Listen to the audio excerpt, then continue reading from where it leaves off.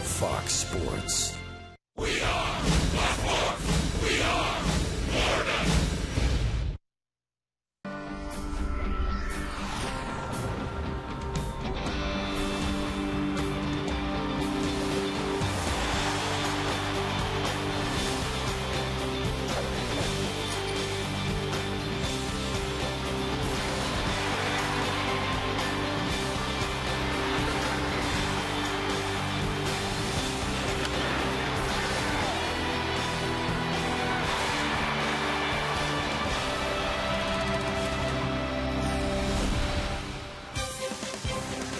Downtown Miami tonight. The Marlins are home. The Braves are here. This three-game series is wrapping up.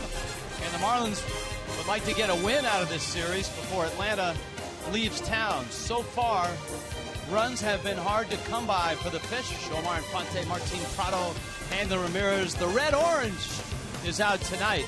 Mark Burley ready to rock and roll as the Marlins and the Braves tangle tonight. Hi, everybody. Rich Waltz along with Tommy Hutton. Baseball is an interesting sport. The Marlins came riding into town 2 nights ago with a share of first place, a ton of momentum, and 2 nights later they've scored a total of 1 run, and they're knocked out of first place 2 games back. It's a crazy game. It's a frustrating game. After the last 2 wins in Philadelphia, everything seemed to be clicking quite nicely, and all of a sudden the Braves came to town. The Marlins have seen some terrific pitching. Of course, Tim Hudson with a complete game shutout. And last night it was Randall Delgado who had tremendous stuff. But if you look at the 2-game series, boy, the batting average, 7 for 59, only 1 extra base hit. That was a Giancarlo Stanton double. They've had a few opportunities. They have hit some balls hard. Even Hudson himself said the other night he had a little luck in that game, but not too much has fallen in the right spot right now. So the Marlins looking to shape up the offense, get some key base hits, and take care of business against the left-hander Mike Minor. Now, that storyline was true when Mark Burley was pitching early in the season, but the Marlins have started to score runs for him, especially when he faced Minor and the Braves in Atlanta. He beat him 8-4. Yeah, Mark Burley came out on top in that outing. The lefty, Mike Minor, the 24-year-old, he was the loser. So you know when Burley's out there, you're going to get a little bit of everything. You're going to get some great defense. You're going to get a guy who goes after hitters. He doesn't walk many. He hates to do that. He'll help himself with a kick save. He may even get himself a base hit. But we know one thing. Mark Burley's going to go out there and compete as hard as anyone in any game he pitches. And Burley usually does it pretty quickly. So strap in, get ready to go. The Marlins and the Braves in Game 3 of this series. Last night, a key moment. It could have been a turning point. We'll examine and discuss when we return.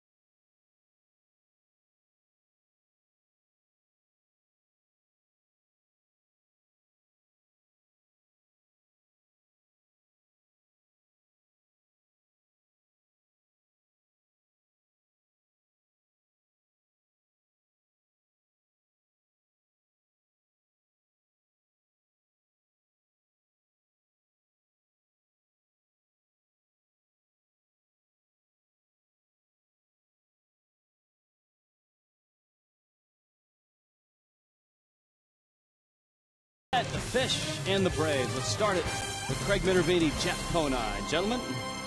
Thank you very much, Rich. Key play in the game. Last night, the Braves scored 2 runs in the 4th inning. Kind of a wacky play that you don't see quite a lot of. It did cause an injury, too. Freddie Freeman wound up leaving the game. We'll show it to you in the 4th inning. And, Nider, tell us what you saw here in this play. Yeah, it's a very odd play. You hardly ever see it. Jason Hayward, ground ball to Omar Infante. Jose Reyes on the relay to first base hits Freddie Freeman in the hand as he's going down to slide. Arm slot right there. The hand goes up for Freddie Freeman as he's sliding. Not intentionally. I mean, he's not trying to stop the ball with his hand, that's for sure. And comes out of the game now. Dan Uggla scores, and everyone thinks, all right, the Braves got a score to run there. But no, it's a dead ball. Yep. Uggla has to come out of the dugout and go back to third base. Now, here's the rule. Rule B here, 709B. The runner is out when he intentionally interferes with a thrown ball, which, by the way, although you disagreed, that's what Adrian Johnson, the umpire, ruled. He said it was intentional. So that's the first part of it. Runner is out, intentional interference. Although Freddie Gonzalez agreed with you, Jeff. He said, I didn't think it was intentional or obvious. It was just what you taught. So that was the difference of opinion, Braves and umpire. Now, the runner, as a judge, have hindered the fielder attempting to make that play is out. And then the last part is what causes the other guy to be out. If he rules the hindrance intentional, then with less than 2 out, which was the case, the umpire declared both the runner and the batter out. The crew chief, Gary Cederstrom, told me today when I talked to him, he said it's either interference or not, and it was ruled clearly that it was intentional. If not intentional, just hit him, and then the ball would have been a line ball as well. If they hit him, let's say, in the gut, in the depth to slide. All right, that's the story on that. We're ready for baseball here in the finale of this 3-game series. Mark Burley taking on Atlanta. Ball game coming up.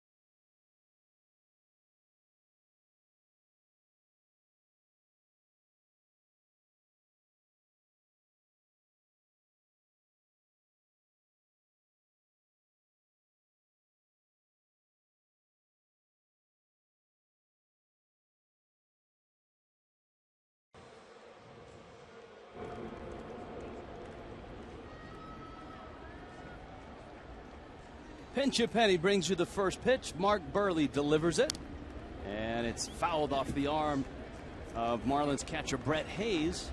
The count's 0-1. Burley making start number 12. He already has 10 decisions, 5-5, with an ERA of about 3.5 at 3.53. Red-orange caps and sleeves for the Fish.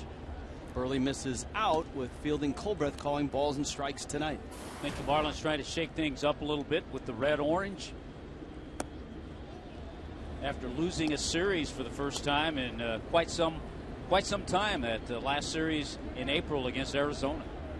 Went the whole month of May without losing a series. Opened June by winning 2 of 3 against the Phillies. And Ozzie Guillen's team has come in here to Marlins Park against the Braves and struggled to generate any kind of offense against Atlanta. Just a run and 7 hits. in the first 2 games combined. And add to that, the Marlins have drawn only 4 walks in this series. Burley working quickly as always. 3-2 pitch. Shot foul towards the third base camera well. You saw John Tuitu, one of the best athletes on the crew, moving quickly to his right. Always, I think, finishes in the top 3 of cameraman Olympics. Yeah, his range factor huge. That one's in. Burley walks the leadoff man, Michael Bourne. Just the 12th walk for Burley, and of course this is start number 12 on the season. Here come the Braves. Michael Bourne, Martin Prado, Brian McCann, Dan Ugla, Matt Diaz is out in left. Jason Hayward is in right. Freddie Freeman's out with that sore finger. It's not broken, but Eric Hinsky plays first. Andrelton Simmons has been outstanding defensively and with the bat in this series. Mike Minor will hit ninth. This will be a great matchup with Bourne, the speedster, at first base against the terrific move of Mark Burley. Burley combines not only a terrific move, but also a very quick motion to the plate. So it's kind of double jeopardy for a base stealer. And Bourne is one of the best in all of baseball. There's no question about that. Last 4 years, Michael Bourne has averaged 54 stolen bases a year. He has 15 this year. And he was a guy much like Emilio Bonifacio. His first couple of years in the major leagues, everyone said if he ever figures out how to hit and how to get on base, he's going to be a great player. And he has figured it out. You saw him going back to first as Burley came to the plate. But Burley hasn't thrown a strike to Martin Prado yet. It's 2-0.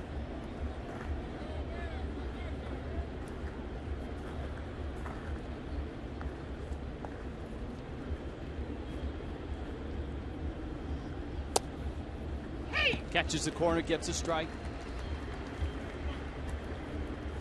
Fox tracks showing you that that one was barely on the black, if at all. Burley would like to get that pitch all night. Of course, then again, so would Mike Minor. Mark Burley, you talk about the pitches that he throws, that changeup, he has thrown in Major League Baseball the highest percentage of changeups so far this season. Got him picked off. Morrison, the throw down to Reyes, and he'll tag Bourne out. Well, that's a fabulous weapon when you're Mark Burley and you have that ace pickoff move and you have a guy like Bourne at first base. I'm sure Bourne was just guessing and going on first movement. But give credit to Logan Morrison. He steps inside, makes a perfect throw to Reyes, and it took a perfect throw to just get the speedy Michael Bourne. Back to Prado at the plate, and he fouls off a pitch. Another changeup from Burley, and the count evens at 2-2. You can see Prado muttering to himself, why did I swing at a changeup that was a foot outside? No, I'm better than that. Why did I swing at that? He is good. Prado goes after a high fastball. Stanton comes in, and Giancarlo makes the catch. So, despite a leadoff walk, Mark Burley's got 2 outs, and he goes up against Brian McCann now. But it's a thing that Mark Burley does so well, and we've seen it getting the chance to watch him every start.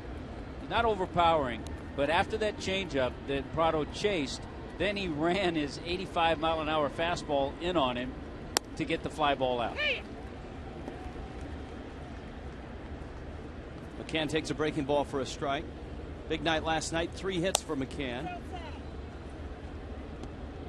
Single, double, single to open the game. The Braves got a couple of runs in the 4th, and that was enough in a 2-1 win. Game 1 of this series, Atlanta smashed the Marlins 11-0. Kind of the way the Dodgers smashed the Phillies up in Philadelphia. Check swing. Did he go? No swing. Hayes retrieved the ball anyways. That's Lance Barksdale, who worked home plate last night. And so the count's 2-2. Yeah, the Dodgers sweeping a 4-game series in Philly. Of course, the Phillies lost the 2 games against the Marlins, so 6 consecutive losses. 2-2. Burley just missed inside.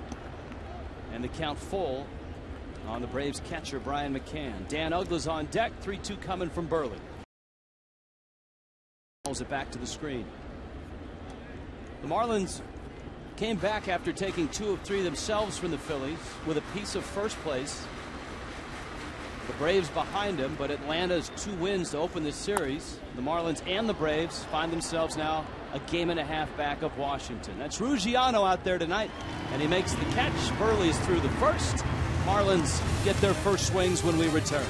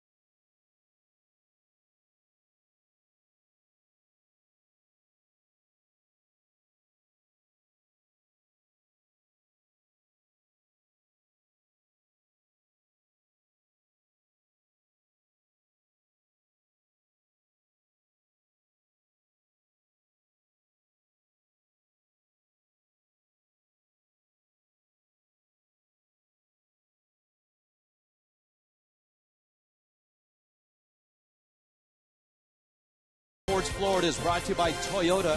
Visit your local Toyota dealer today for great deals on an amazing lineup of Toyota vehicles. Toyota, moving forward. By AT&T, the nation's largest 4G network. AT&T, rethink possible. And by Papa John's. Right now at Papa John's, get any large pizza, even specialties, for only $12.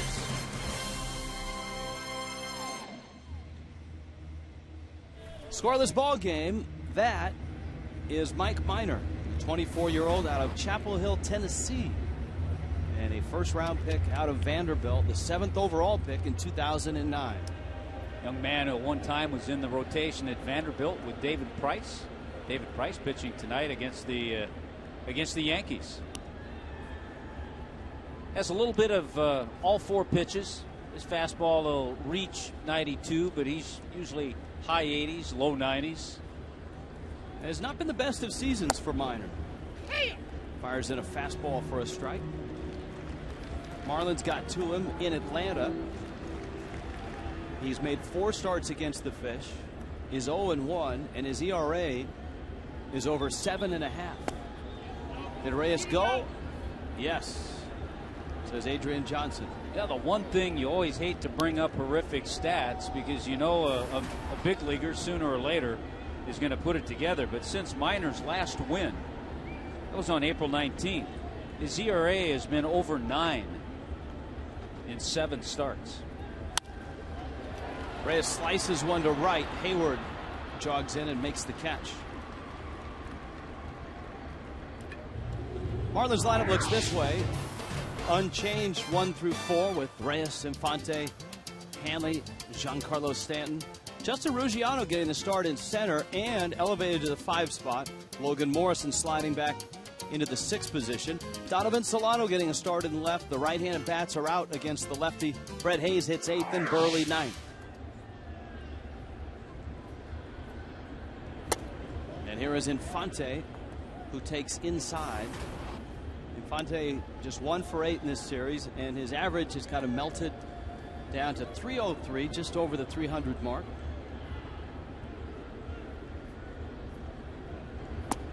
In the month of April, when the Marlins were not playing well, Infante was the one constant offensively, spraying line drives all over the place.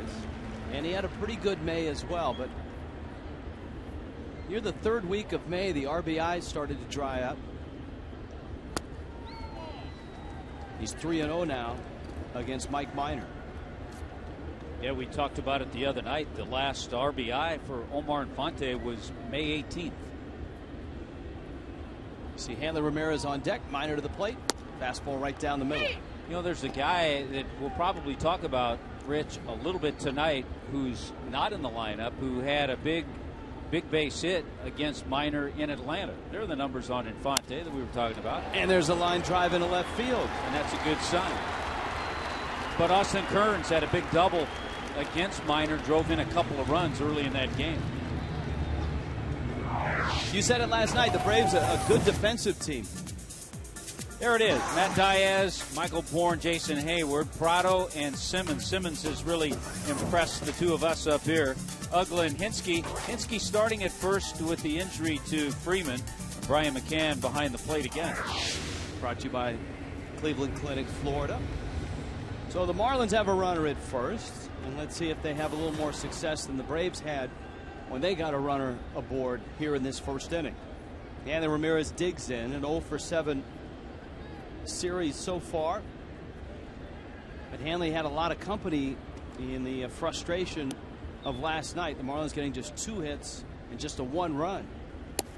Minor misses outside. It's almost like good news, bad news when you're over. You don't want to be the only guy that's over, but you also don't want to have a lot of company.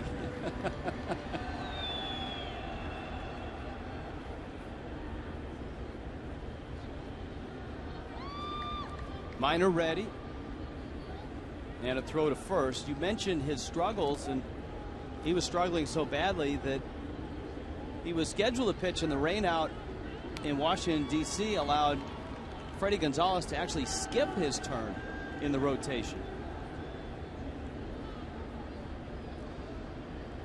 His ERA in the month of May, he gave up 28 runs, 9.95.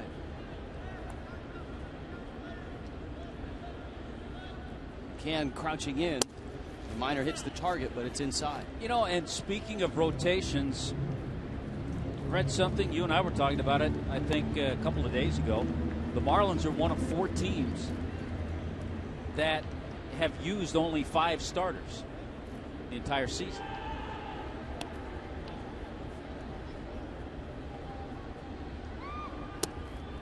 Yeah, the odds are that a major league team is going to have to dip either into the minor leagues or get a spot start from a middle reliever at some point during the first 2 or 3 months of the season, let alone have 5 or 6 guys. The Marlins themselves have had years where they've had 9, 10, 11 guys make starts because of injuries and ineffectiveness. That's a strike. Hanley had started towards first. Now, this is a situation at times, especially with Giancarlo on deck, who's 2 for 3 against Minor with 2 home runs. This is a situation where Hanley has to use his head, pick out a spot, have a good swing at a good pitch.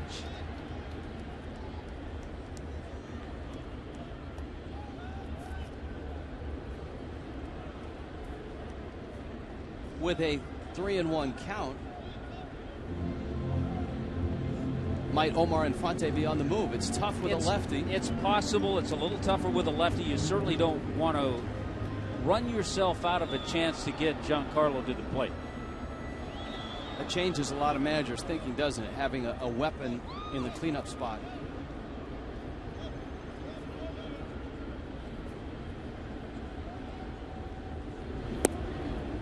Hanley takes and is on his way to first. You mentioned Stanton against Minor. Here's the physical proof. I mean, these were tape measure shots. When you hear the oohs and ahs in the crowd and you go up near Paul Warfield land, this was in mid-September, and then hit one in the blue seats out in left center. That's impressive stuff.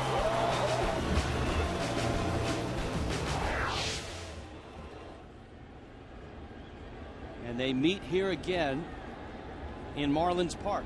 Stanton did not homer against him in the Minor start, though Stanton did homer in that game. It was after Minor had left the ball game. Yeah, he hit it off Christian Martinez.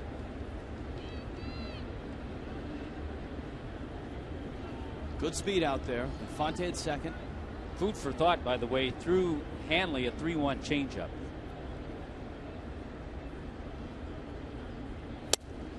And trying to pitch Stanton inside, he's missed twice. Freddie Gonzalez, you can see the angst on his face already. This has been a familiar sight with Minor on the mound.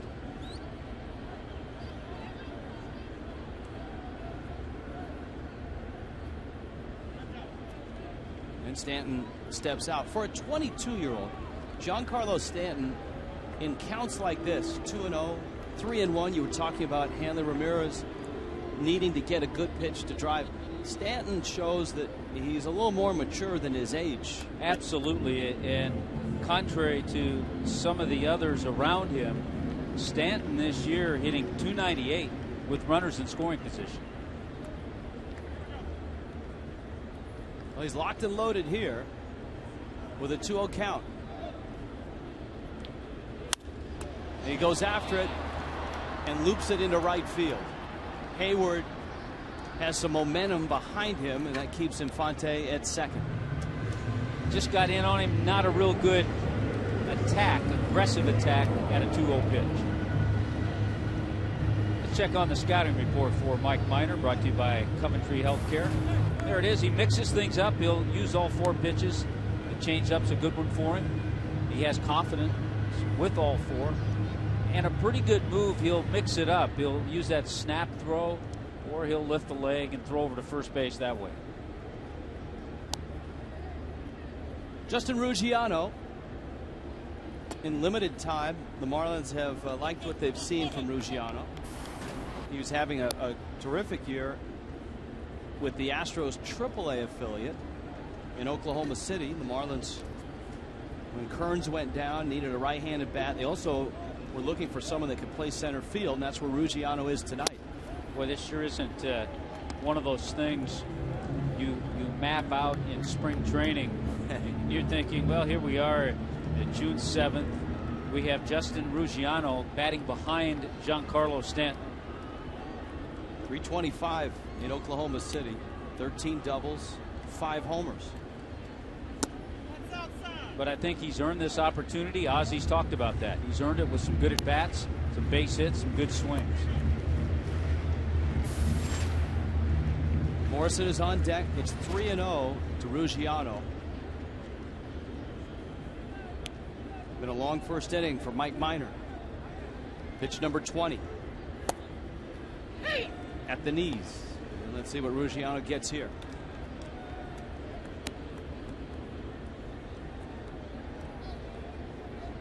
Yeah, 20 pitches, and more have been balls than strikes.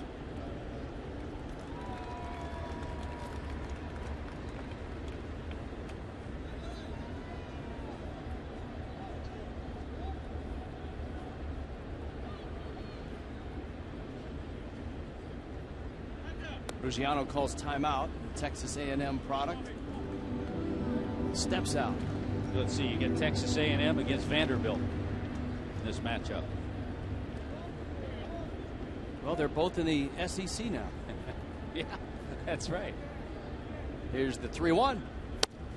That's inside. You could hear Fielding Colbreth say it before I did. And now they're loaded up, and it's a big at bat for Logan Morrison. You see pitch tracks, and pitch 5 was clearly in. So 2 walks for Minor, the 1 hit by Infante, and now Morrison, who was on an 0 for 13 skid. And the one area, Rich, that has been a struggle, Gabby Sanchez is in the minor leagues right now, is first base production.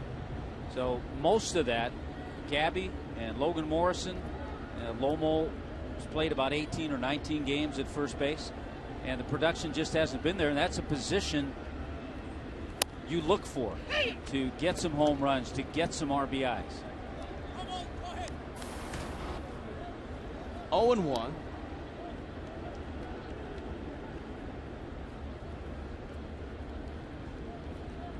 Minor is 24. Morrison is 24. When you think about it, there are really a couple of areas that have really affected the offense. Bonifacio's injury and Gabby's struggles, and ultimately being sent down to AAA. Eduardo Perez has been able to revive some bats. Others have not come to life. Morrison got the bags loaded here with 2 outs. And a check swing on a soft breaking ball. It's 1-2. And you can't put it all on those guys, because others, as we've mentioned all the time, have to pick things up, and that hasn't happened either. Fonte a 1-out single. Ramirez walked after Stanton flied out. Ruggiano walked. It's been a long inning for Minor. 25th pitch coming up.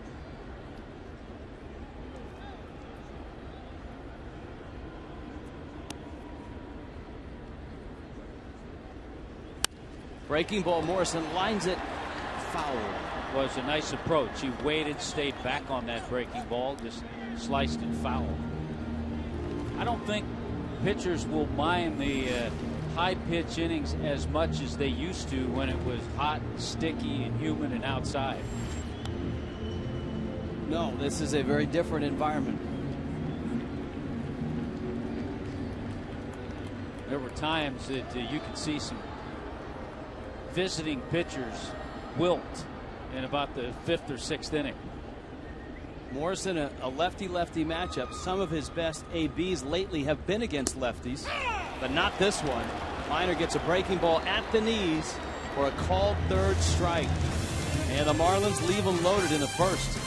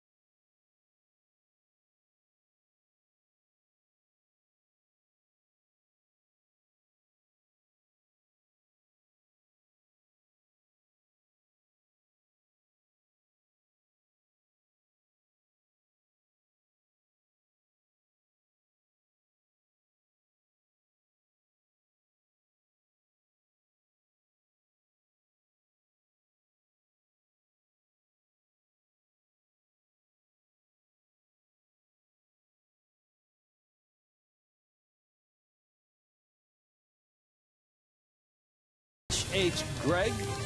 Roof closed, AC on in Miami at Marlins Park. Coventry Healthcare, 2nd inning.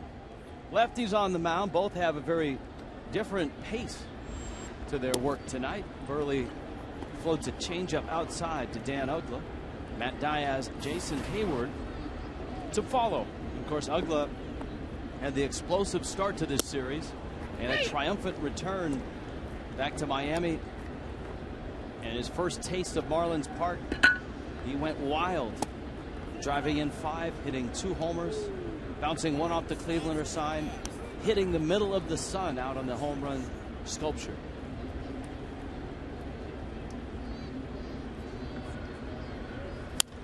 And Uggla hammers that one foul. He had a great batting practice. He bounced one off the concourse and then up against the windows. Went up at the Budweiser bar as well. You know, you and I have both had a chance to talk to Dan Uggla, because we love talking to him, number one. And the one thing he said he loves about this park the most is the background, the batter's eye. He said you can really pick up the ball well. 3-2 coming. Change up. Ugla sends it out to center field. Ruggiano glides over and makes the catch. It's an interesting defensive alignment for the Fish tonight. It's brought to you by the Cleveland Clinic, Florida. Yeah, it is. And if you're Donovan Solano, follow the lead of Justin Ruggiano. A little more experience out there, standing right. Everything's setting up the same around the infield with Brett Hayes making his 15th start of the year. Brett Hayes behind the plate.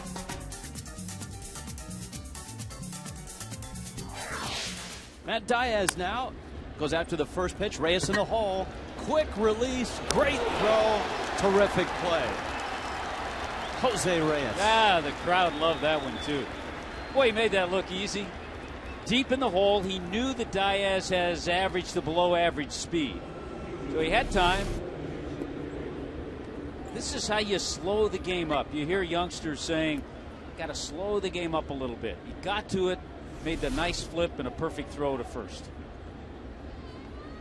Gary Thurman, the Marlins outfield instructor and first base coach, is stationed at the corner of the dugout as close as he can get to Donovan Solano and Ruggiano, just to make sure that they are lined up according to the scouting report that the Marlins have for each hitter. And the thing with Burley on the mound, you have to line up quickly. Hayward sends that one out to center field. Ruggiano is there, and he makes the catch. Nicely done. Mark Burley, a brief appearance in the second.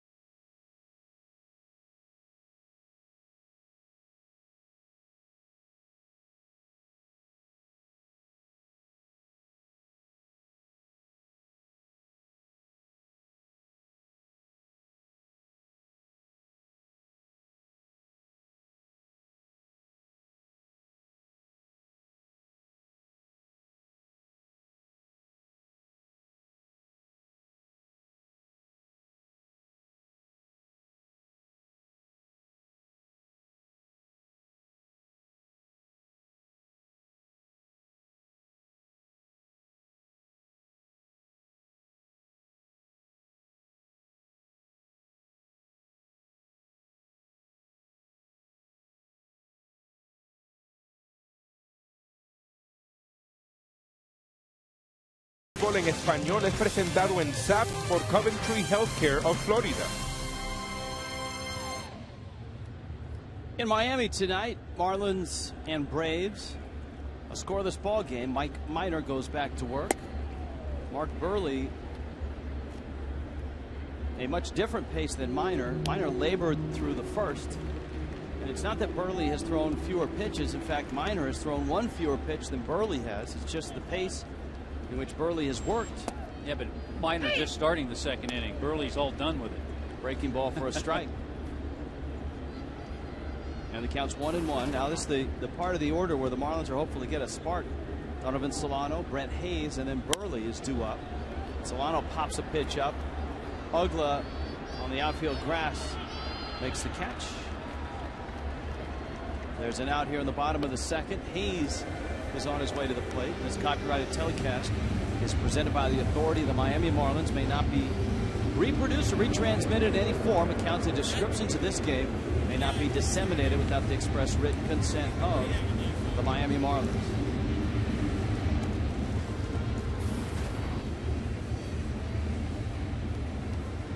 Hayes exchanging greetings with Brian McCann and fielding Colbreth.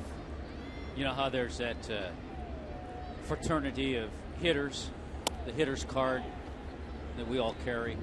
There's a special fraternity for catchers. And home plate umpires. Yes. Those that wear the gear.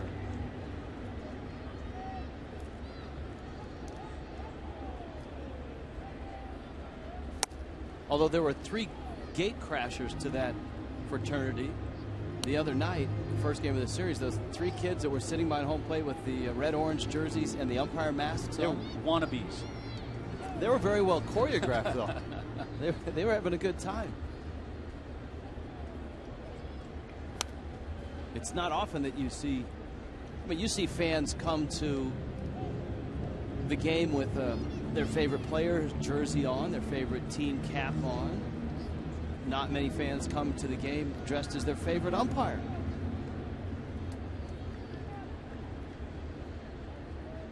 I mean, if you were to dress up as an umpire, Tommy Hutton, which one would it be? I mean, for me, I would go Jim Joyce.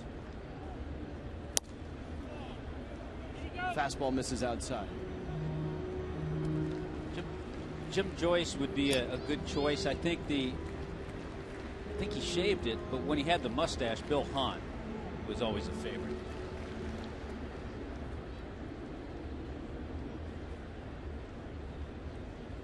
The 2-2. Hayes fouls it up. Perhaps Ed Rapuano. Perhaps an Angel Hernandez. Eddie Rapp would be a good one. The nice thing is, as long as you got a mask on, you look the part. It starts tomorrow night. The Marlins enter the American League East with the Rays for 3. Then the Red Sox for 3. Then the Rays for 3 more. Then the Red Sox for 3 more. Hayes gets into that one and drives it to left field. It's deep and it's off the wall. Around first is Hayes. Diaz throw to second is not in time. And Brett Hayes with a double, a 1-out double. Marlins, who left the bases loaded here in the first, have a runner at second and 1 out. Boy, that's a nice swing. Good AB by Brett Hayes.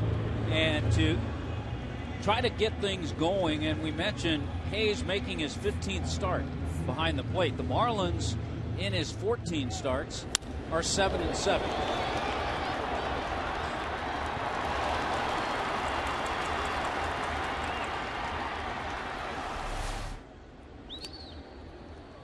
Double number 5 for Hayes. And Burley up there, not squaring to bunt. Looking down at Joe Espada.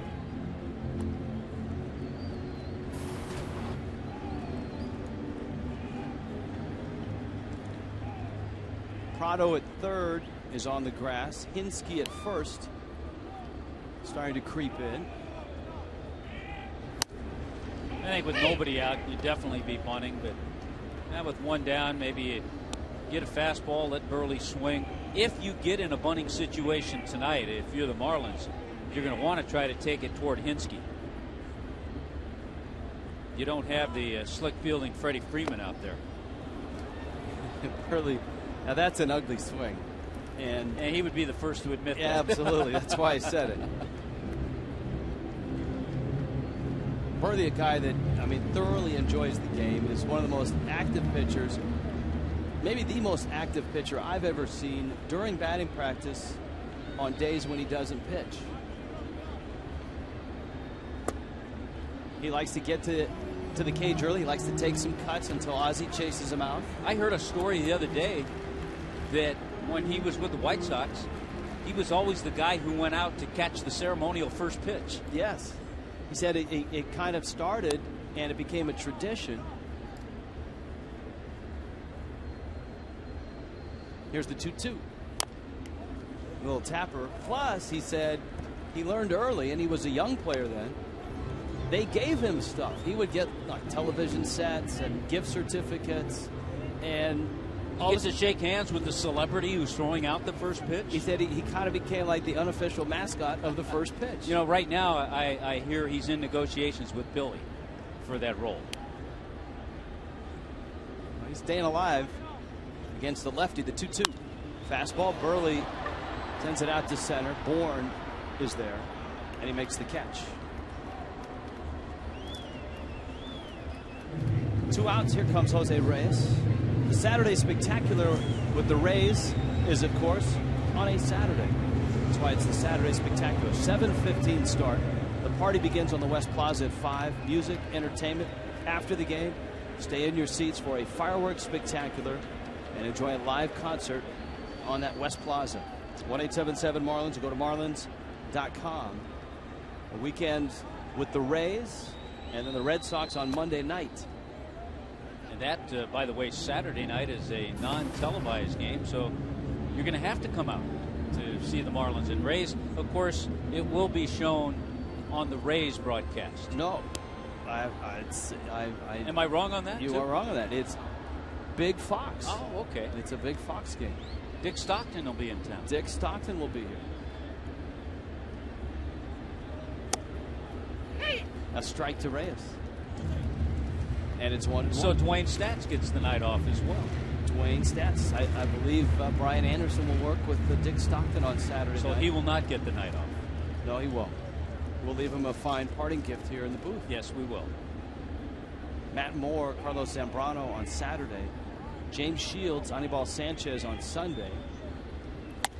Reyes takes up, and you saw that matchup tomorrow night. Jeremy Hellickson, who's pitched real well this year. He's 4-2 with a 2.69 ERA against Ricky Nolasco. Yeah, no let up from the American League Rookie of the Year last year. Reyes in a 2-1 count. Hayes at second. And Minor took something off that one and got a strike. 2-2. Rays tonight in New York taking on the Yankees. That's a good matchup. We mentioned David Price, the left-hander, against C.C. Sabathia. That game scoreless going into the bottom of the first. 2-2 coming. Reyes hits a ground ball towards short. Simmons gets around it, backhands it. I'll tell you what, that youngster can really play shortstop. Andrelton Simmons. Learn the name.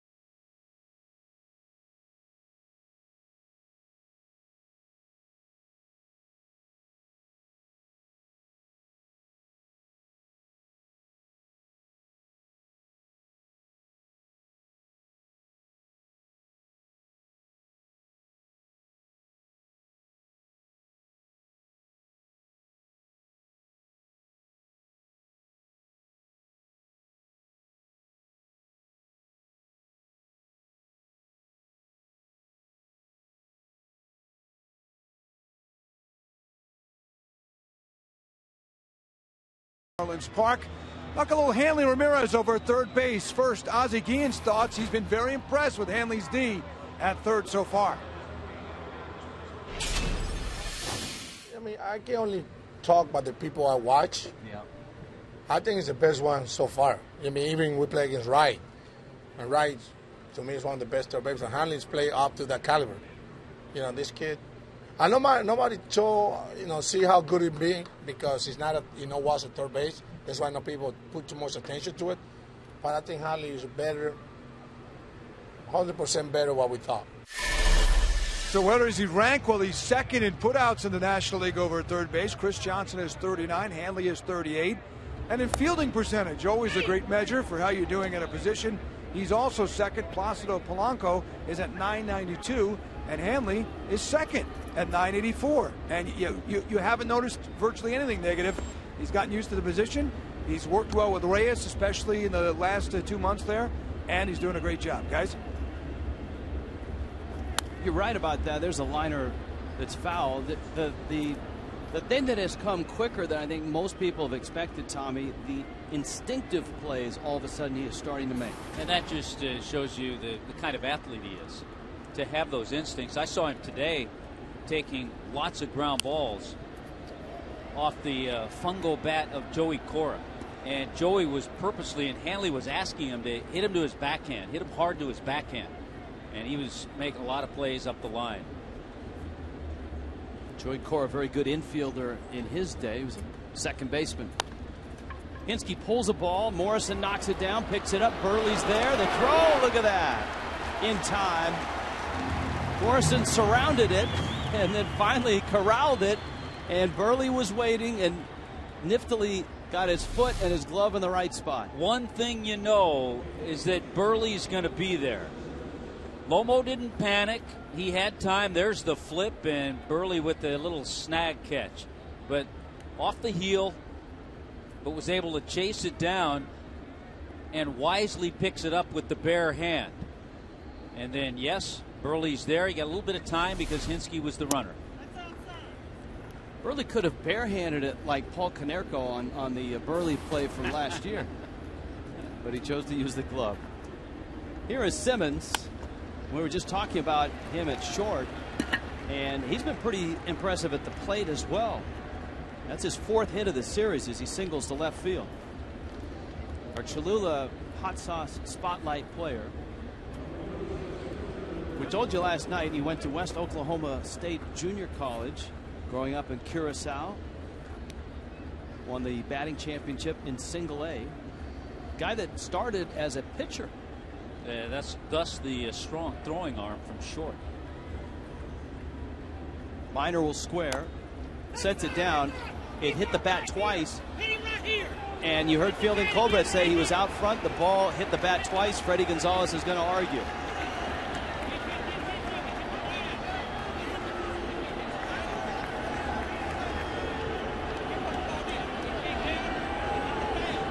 Freddie is going to want Fielding Colbert to maybe get some help from the first base ump, Adrian Johnson. He hasn't asked for that yet. Colbert giving him his explanation that the ball got him as he was out of the box. Well, the ball hit the bat. Or did it hit the bat twice? It did hit the bat twice.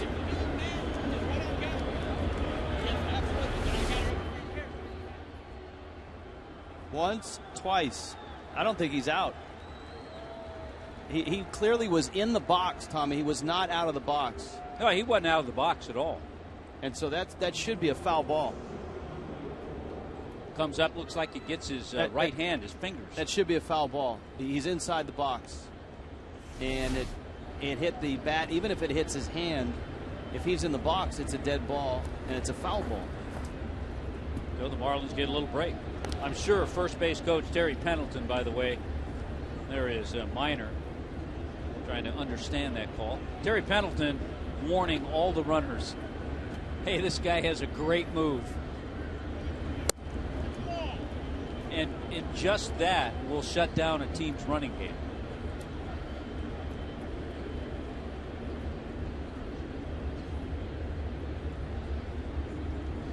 Michael Bourne now, leadoff hitter for the Braves with 2 outs. Burley catches the corner. It's 1-1.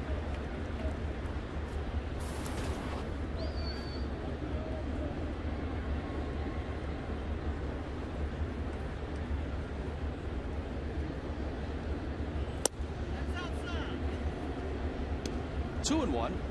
Bourne, an acquisition last year, of a stretch drive acquisition who really pumped some life into Atlanta's offense down the stretch. Rolls it to first. Morrison has it, and he'll step on the bag. Burley gets through. Rather uneventful third. Scoreless ball game here in Miami.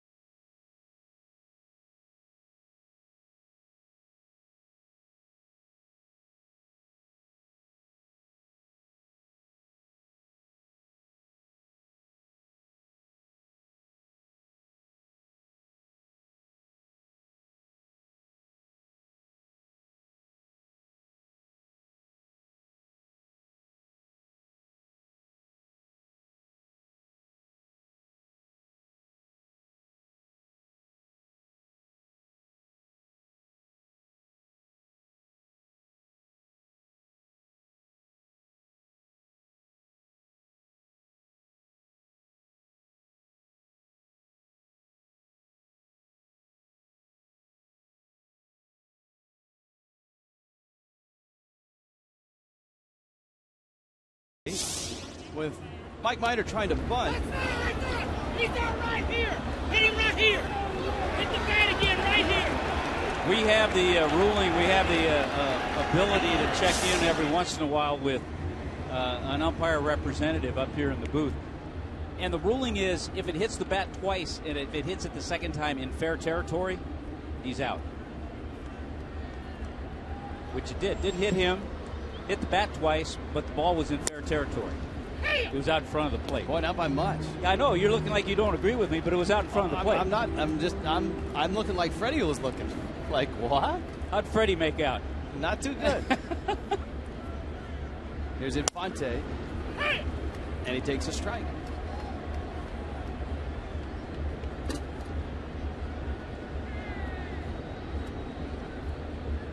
Counts 0-2 to Infante. Got Hanley Ramirez, Giancarlo Stanton right behind him.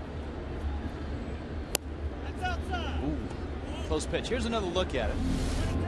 Okay, is the ball in fair territory? Yeah. It's out in front of the plate when it hit him the second time.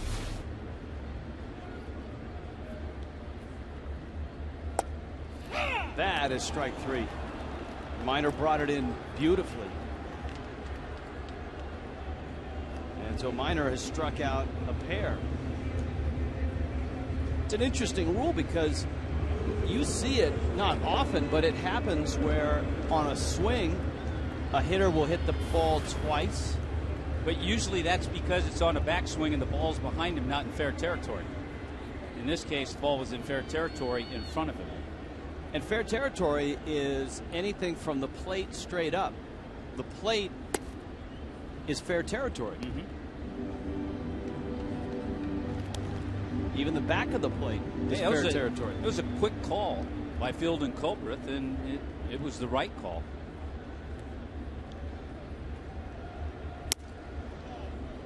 Minor misses on a fastball, and it's 2-0. Hanley walked back in the first. The Marlins loaded the bases in the first, didn't get the run home. They had a one-out double in the second and didn't get the run home. And Hanley on a 2-0 pitch fouls it back. Hanley's had a couple of decoy takes. First two at bats, he had a situation where the pitch before that he just swung at, the pitch before he was taking all the way. So maybe planting the seed in Minor's head, okay, he's going to take another pitch. Well, Hanley had a rip at that last one.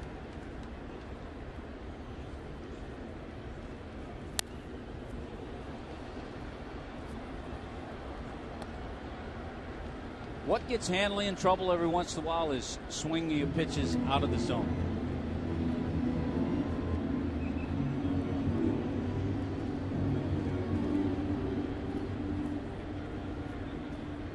Minor clearly has not been sharp, but the Marlins have not been able to take advantage of it in the first 2 innings. Broken bat doesn't bother the youngster out there. Simmons makes the play. 2 outs, and here comes Stanton. Red Sox are here on Monday. Marlins and Red Sox from Monday through Wednesday, the 11th through the 13th. All 3 games at 7:10. On Wednesday, all fans in attendance get a drawstring bag courtesy of MLB Network. Get your tickets early. Call 1-877-MARLINS or go to marlins.com today.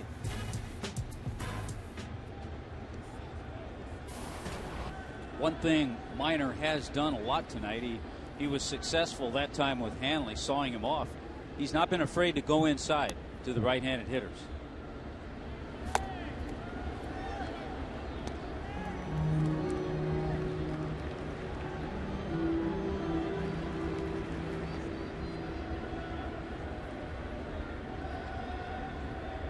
Stanton hit a fly ball out to right, and he was in a good hitter's count. That was a big out because the Marlins had first and second, and Minor fell behind Stanton. I believe it was a 2-0 pitch that he hit in the air to right. Kind of snuck a fastball by him on the inner part of the plate.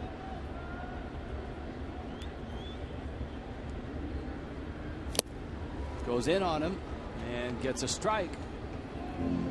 1-2. Giancarlo's really hit well against lefties this year coming into the game, .362.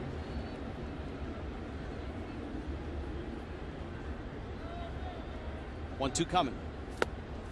Minor got him. Stanton strikes out, a pair of strikeouts, and suddenly Minor has found his groove.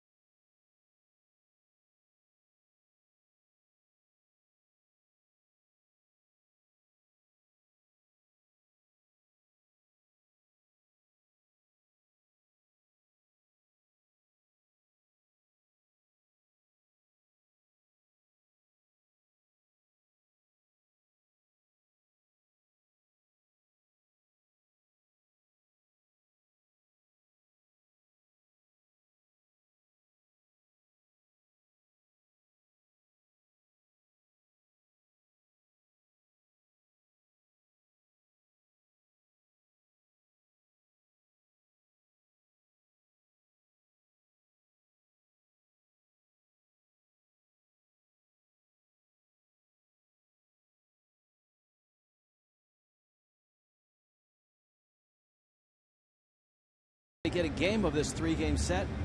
The Atlanta Braves have come in here, pitched well, played great defense, had timely hitting, had a lot of hitting in game 1, timely hitting last night. And the Marlins have had opportunities in this ball game, but no runs.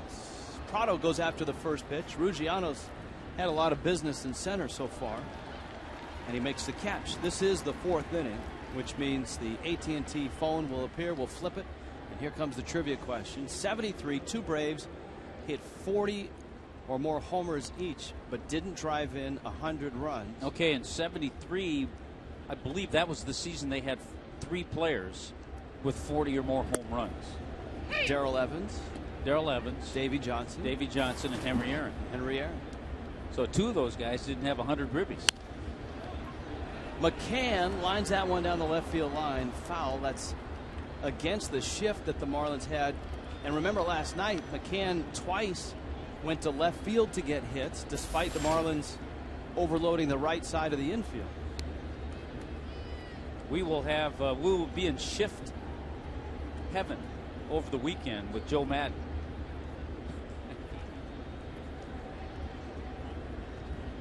The Rays are the industry leader. It'll be a shifty series. They're on the cutting edge of infield shifts. Here's the 0-2 pitch. And it's in. So much so that, I mean, if you watch the Rays play with all the shifts, you almost want to rename some of the infielders. Now, Morrison didn't have to go get that one. He had Infante right behind him, but with Burley on the mound, there's no worry. Yeah, that's okay. You have a pitcher on the mound who can't get over quickly, then you have to be careful and you have to let Infante make that play. So I guess you could say in that series, shifts happen. No, you could say that. I would get in trouble if I said that. Just keep it plural, and you're okay. And I did. Here's the pitch. It's outside to Dan Uggla. Uggla has flied to center. And Burley throws a strike. Uggla with 10 homers, 37 driven in. We talked about last night. His walks are way up. Though he didn't hold up there, and it's 1-2. He's all alone in 3rd in the National League with 36 walks. Joey Votto, David Wright in front of him.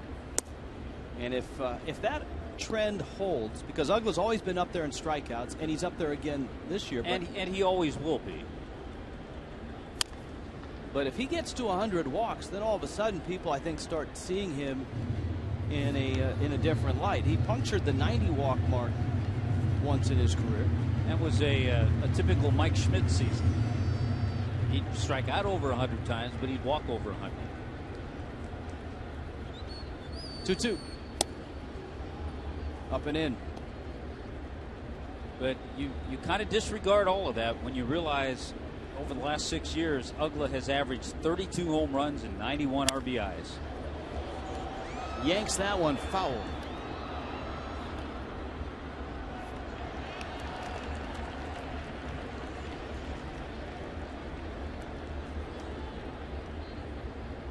You got to also remind yourself, too, here's a 3-2. Ugla fouls it off. Just after the draft, and we talk about first-round draft picks and big bonuses, Ugla was an 11th-round pick by the Diamondbacks out of the University of Memphis, despite being a two-time All-American. Burley was a 38th-round pick. Mark Burley was one of those draft and follow guys after his freshman year in junior college. The White Sox drafted him in the 38th round. He was at Jefferson Junior College. White Sox watched him pitch his sophomore year and then signed him before the draft the next year. That's inside corner, and that's a terrific sequence by Mark Burley.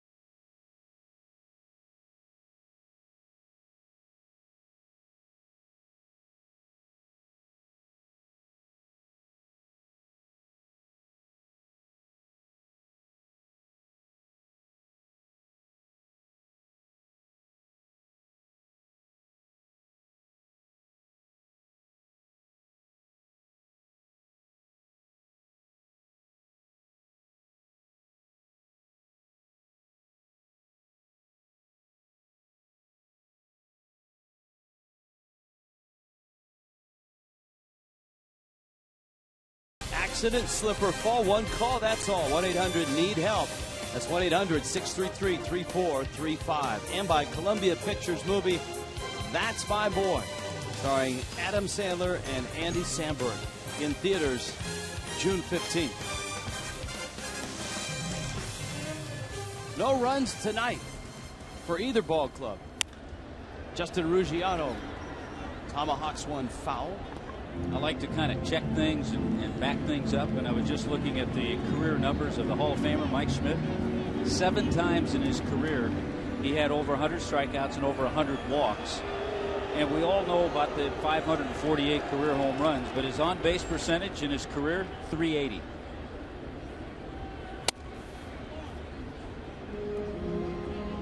Ruggiano takes up and in. Justin walked back in the first. If you're just joining us, Ruggiano not only getting the start in center field, but getting the start in the 5 spot behind Giancarlo Stanton.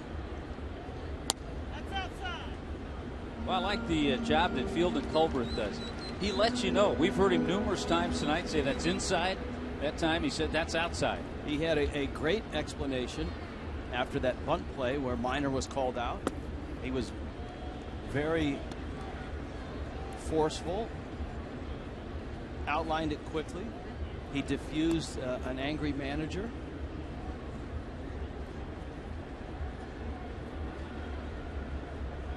(3-1).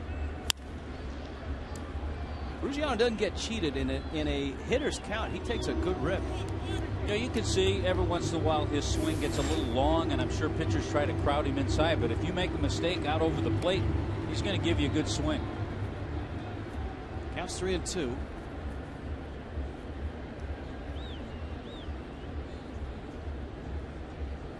Ruggiano leading off in the bottom of the fourth. And his second walk. And he's given Ozzie a couple of nice at-bats, too. I'm going to go Darrell Evans and Davy Johnson. I'm going to go Davy Johnson, Henry Aaron. You were right. I was off by one Brave. But, yeah, that was the year that Darrell Evans also hit over 40 home runs. How many home runs did Dusty Baker hit that year? 21 home runs for Dusty Baker that year. Crackstaff is on it. Darrell Evans had 41 that year with 104 RBIs. Morrison up. One of the big at-bats in this ball game. Bags loaded. Morrison at the plate. He was called out on strikes in the first, and that finished the inning. Time called. And he's been active at first base. A lot of busy plays down there.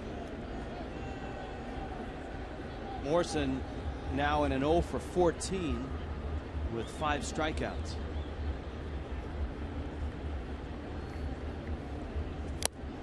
And I think his 0 for 14 shows up and is a lot more painful because of where he's hitting in the order. He's been in the 5 spot, now he's in the 6 spot.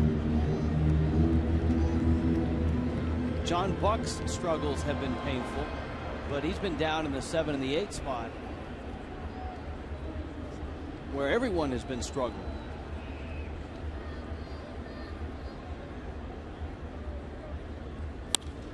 Morrison drives it to right, and Hayward is there and makes the catch. And the frustrating part, there have been times during that offer where he's nailed the ball. He's hit it really well, and unfortunately, it's been like that, right at an outfield.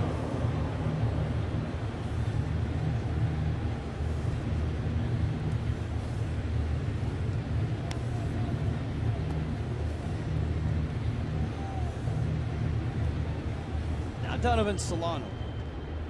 Now that Morrison has lined out,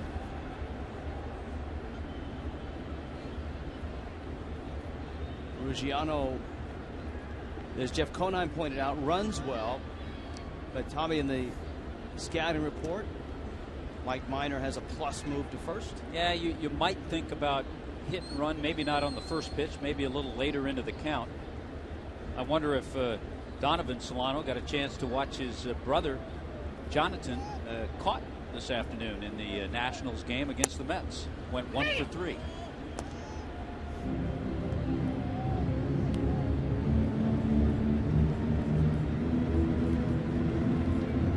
R.A. Dickey is now 9-1. Mets getting that win, and I said it a month ago. R.A. Dickey may be in the All-Star game. He may be starting the All-Star game. Minor has got him picked, and the throw is in time. So both lefties have picked off base runners. It's going to go as a caught stealing. Yeah, and this throw, not the best of throws by Hinske. He doesn't step inside the line. It goes over the head of Ruggiano, but right there in time to put the tag on Ruggiano was the shortstop, Simmons. Now, if the hit and run were on, I doubt it was with the count 0-1. But if it were on, then that's a bad base running play. Solano flips this one down the line. Hayward's there, and it's foul.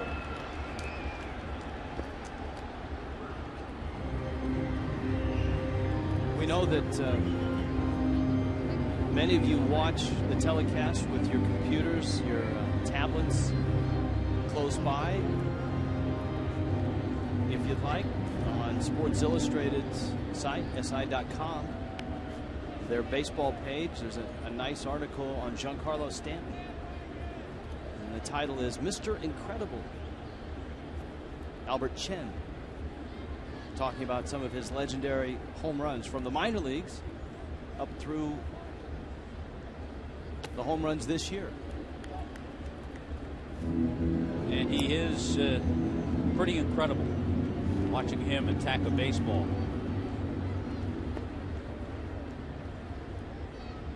Mentioned R.A. Dickey has a consecutive inning streak, scoreless inning streak now, 24 2/3 with his outing today.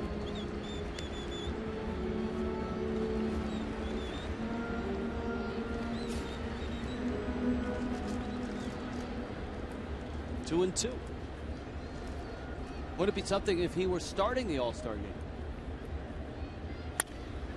That one is cracked over the head of Prado and into the corner, and Solano is around first, on his way to second, and will hold there. Donovan Solano with a double. Well, a couple of guys who are just going to help Ozzie Guillen make out that lineup. Ruziano's had a couple of nice at-bats. He's drawn 2 walks.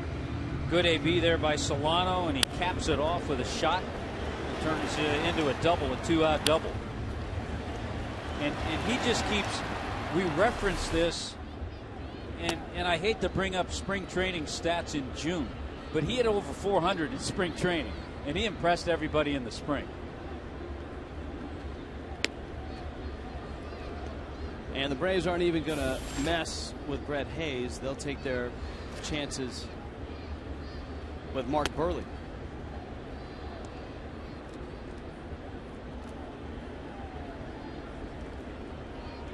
Hayes had a nice AB and a double back in the second inning. Burley hit a fly ball out to center.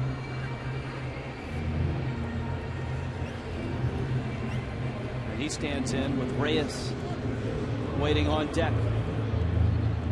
The Marlins with more extra base hits in this game than in the previous 2 games against the Braves. And they have walked as many times in this game as they had in the first 2 games. But what has it gotten them? Nothing. And how many runs did they score in game 1 of the series? Nothing. Last night, 1 measly run on 2 hits. But you're going to run into spots like this. The ball club came into this series tied for first in the hyper-competitive National League East. You just hope that good starting pitching will keep you in games and you can figure out a way to score some runs. And that was the frustrating thing of last night's game. We all agreed that probably the best outing Josh Johnson's had this year. If you took anything out of last night's game, it was the encouraging sight of Johnson living in the mid 90s, 95, 96, great tilt on his slider, and as you pointed out last night, the ability to put away hitters. At 9 strikeouts. 0-2, Burley takes outside. Minor trying to put away Mark Burley here. Burley with a couple of hits this year. This is a tough matchup for him, though, the lefty.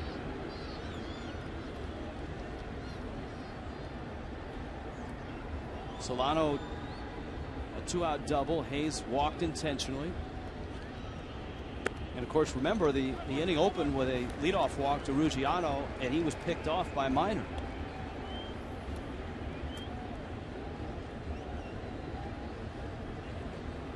Well, maybe Burley has at least worked himself into a fastball count here. He's watched 2 breaking balls low and away. See if he gets himself a fastball. He got it, but it's out to right, and Hayward is in to make the catch. It's not a bad at bat by Burley, but the Marlins leave 2 more runners on in a scoreless game.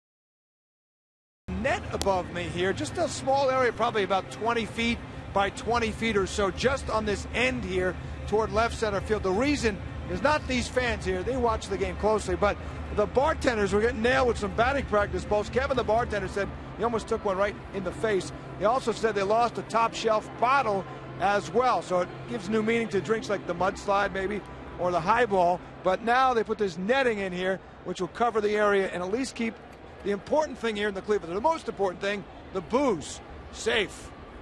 Guys, back to you. Yeah, you're right, Craig. You have to have priorities in life. That's right.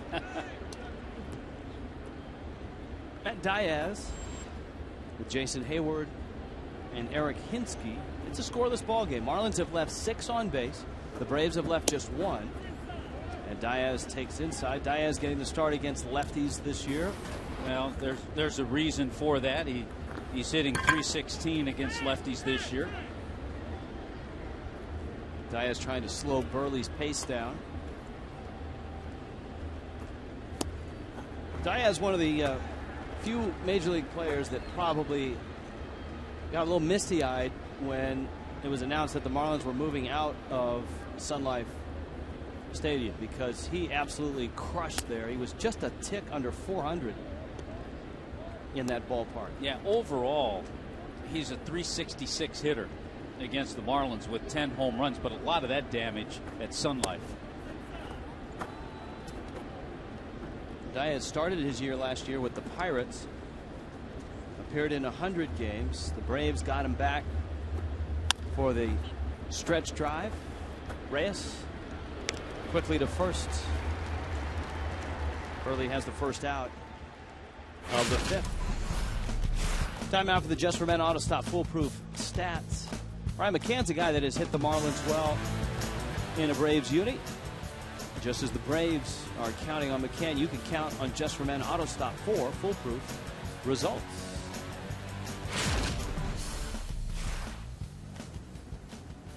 Hayward now. Breaking ball, high fly ball, right field deep.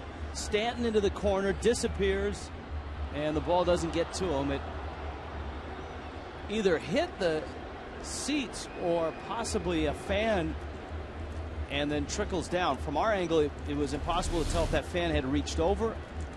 Let's take another look. Reaching a little bit, but I don't think they reached over into play. No, the guy just dropped it. Burley flips up another breaking ball. That missed outside. It's 1-1. And Burley stays away again.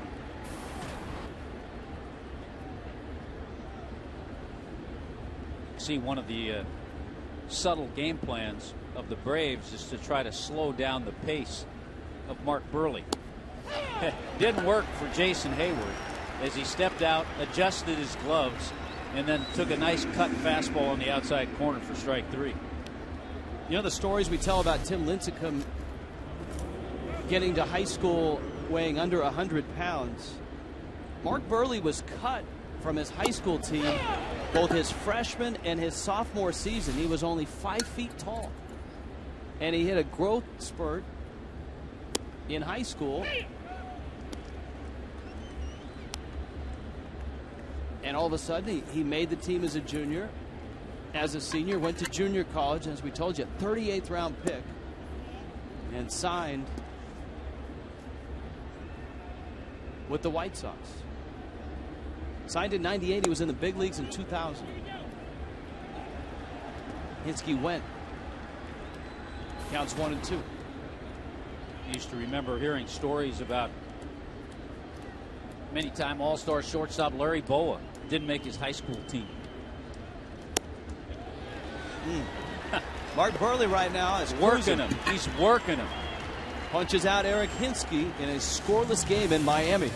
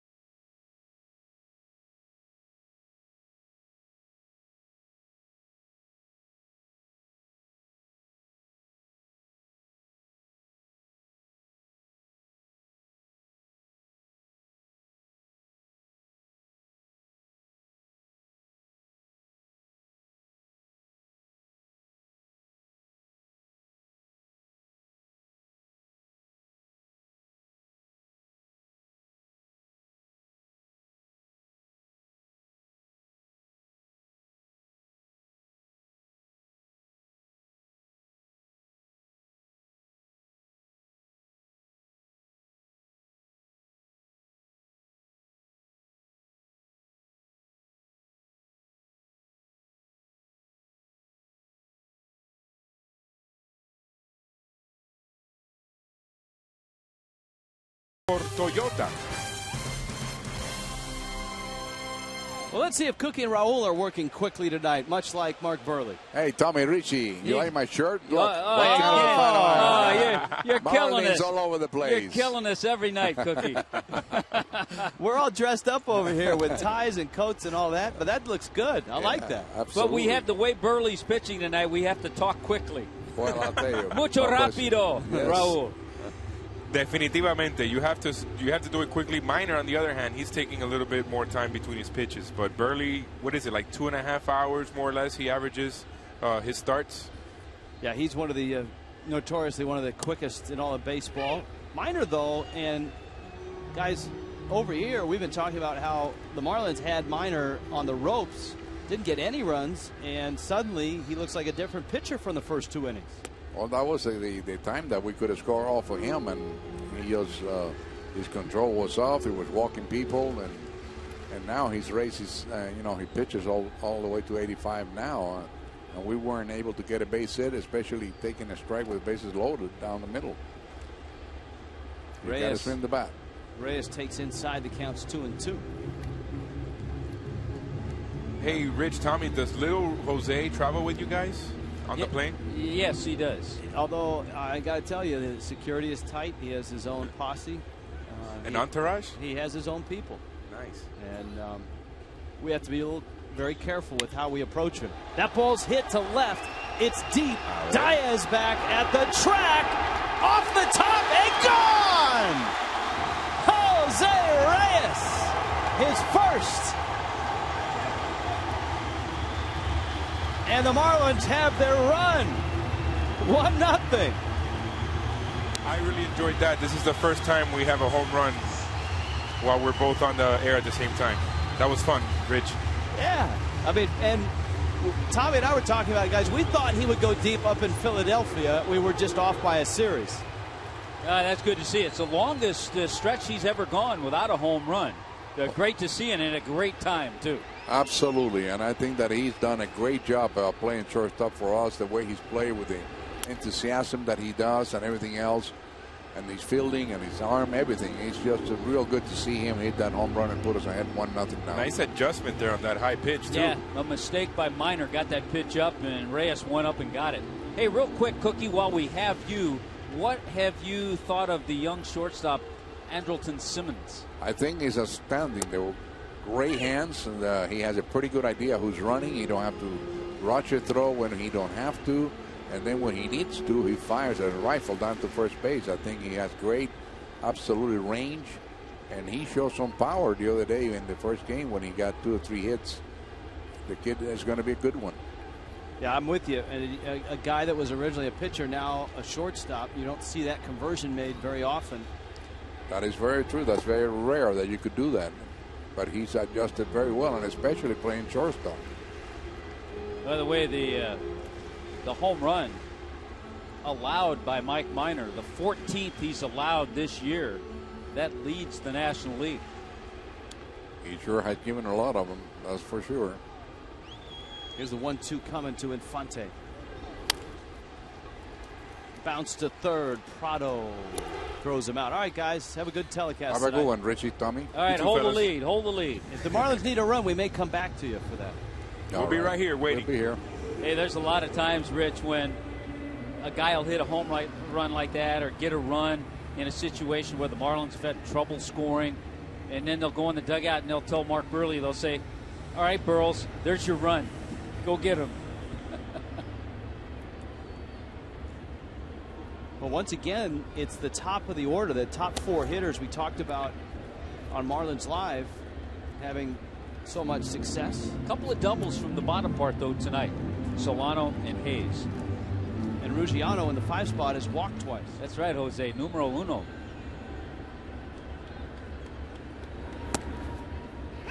I think it was the conversation and the question from Raul about Lil Jose that sparked that, perhaps.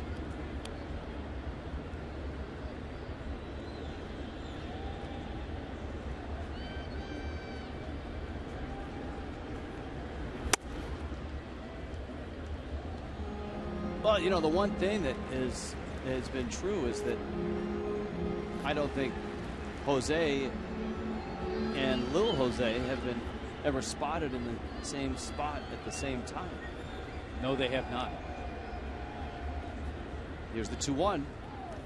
Hanley takes a breaking ball. Miner thought he caught the plate, and McCann held it there. You've got to figure, Rich, this is going to be the last inning for Mike Miner. He's at 95 pitches, and he's due up second when the Braves bat in the 6th inning. Hanley has walked and bounced out, and he's walked again.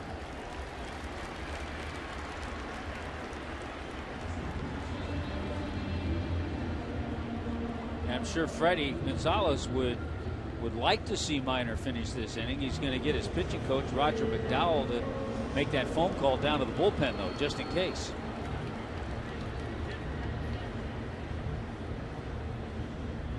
Miner has handled Stanton. He's flied out, struck out. We showed you the 2 long home runs that Stanton hit last year against Miner in September here in South Florida.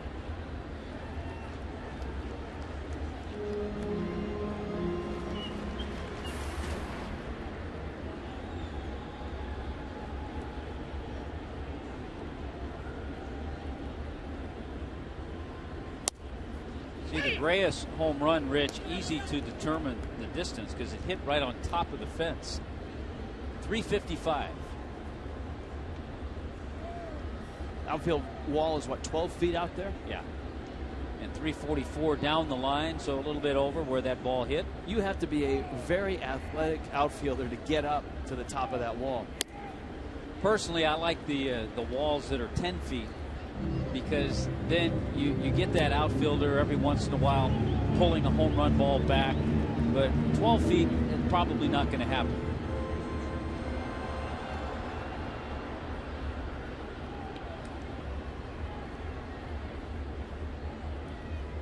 Miner to first, and Hanley is back. 2-1. Giancarlo Stanton is up. Marlins a 1-0 lead over the Braves here in the bottom of the 5th. Stanton sitting on 13 homers.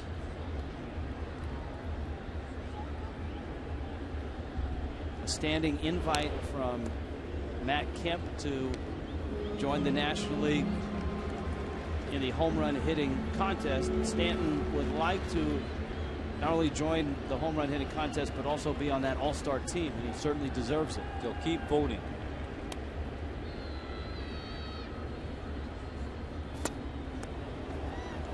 He's having a lot of trouble with the off-speed stuff. Yeah, Miner has him outthinking himself. There's the number of pitches.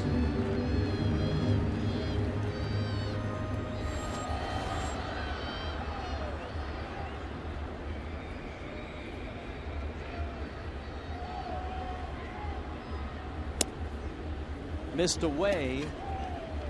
Now, he's been able to get Stanton to swing at the off-speed pitch, especially the one down low. It's 3-2. I'd be surprised if Stanton sees fastball. Also wonder what Hanley's going to do here, 3-2 with 1 out. Off-speed pitch, and that got him. So Stanton 0 for 3 in the ball game.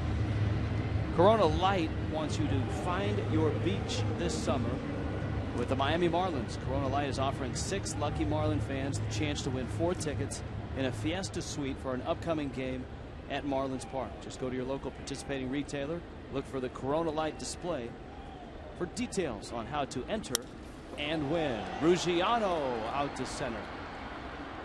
Bourne is there and makes the catch. But the Marlins are on the board. It took a solo homer from Big Jose. Jose Reyes, his first of the season.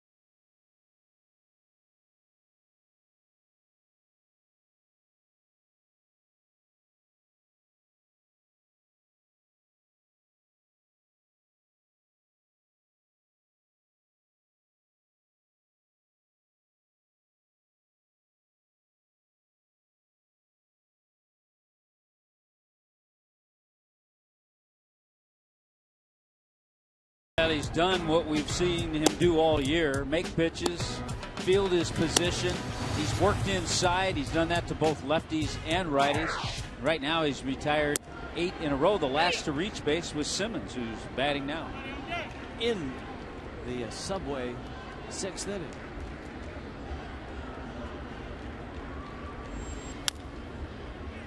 Chopper to third. Hanley flips to first in time. And so Burley now has retired 9 straight. Freddie Gonzalez did not have anybody in the on-deck circle. I think he was trying to determine what would happen with Simmons. But it looks like it's going to be Juan Francisco.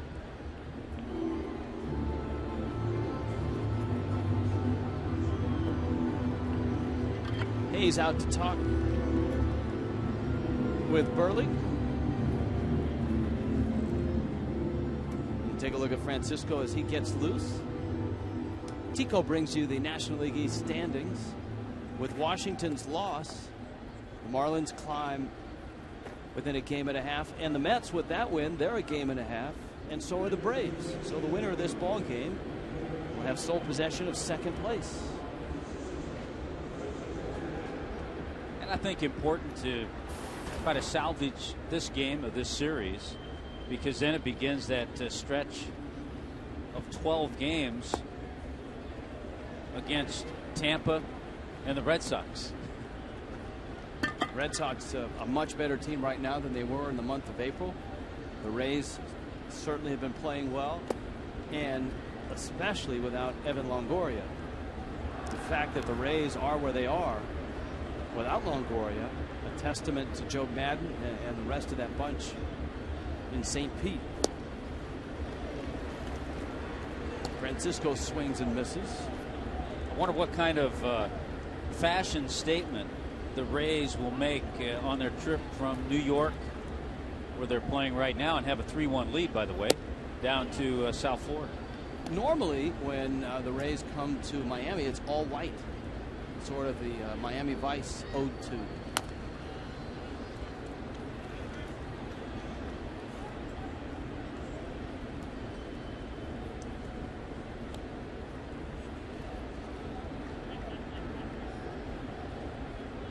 Two and two. One out here in the 6th in a 1-0 Marlins lead.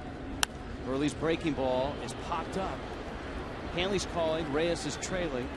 Hanley's there, and he makes the catch.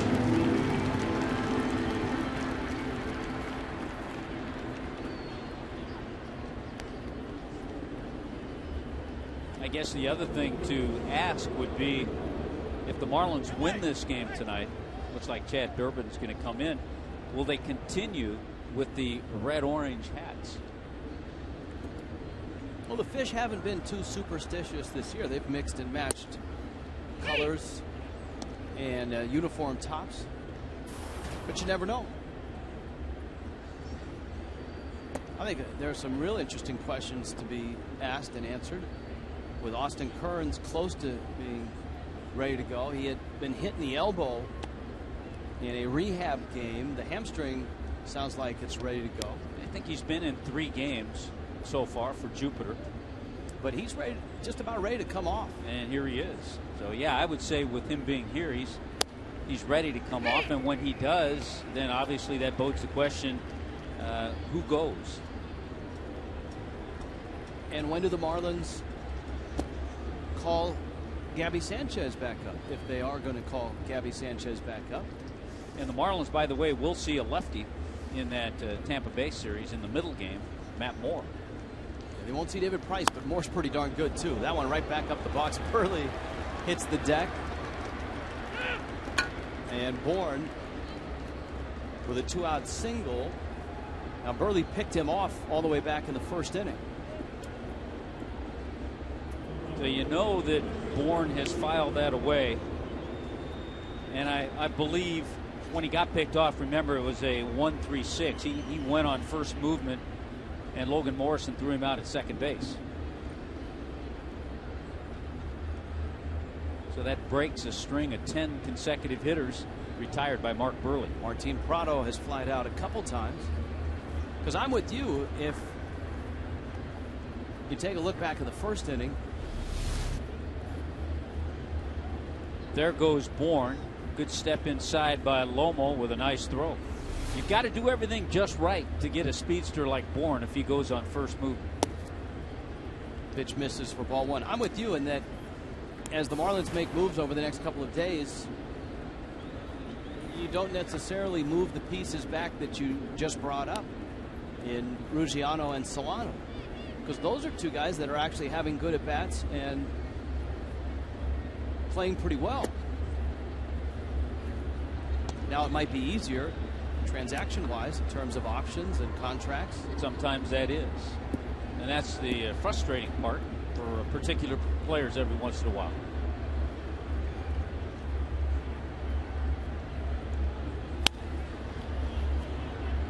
That one pulled foul. You think of interleague play. The Marlins played Toronto this year. You wonder if they'll see Brandon Morrow. Brandon Morrow shut out the White Sox last night for the right-hander, the hard-throwing right-hander with the Blue Jays. His third shutout this year.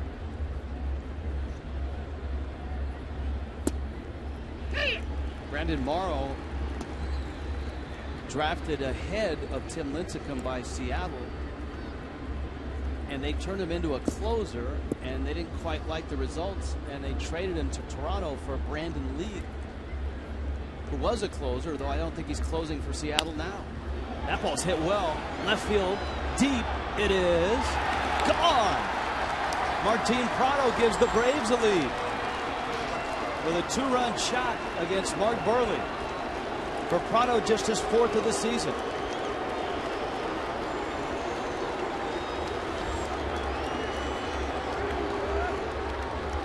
Looked like it was one of those pitches that Mark Burley was trying to run inside, and Prado has that compact swing, and he got to it.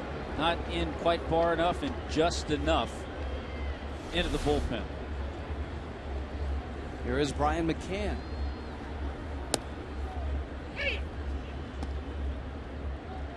And the Braves had to be thinking to themselves, on a night where Mike Minor didn't look sharp at all and has been lifted from the game,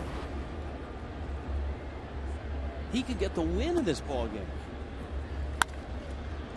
Center field, ball's hit pretty deep. Ruggiano is back and makes the catch. And that's the scene as the Braves will go to their bullpen for the bottom of the 6th with Atlanta on top now, 2-1.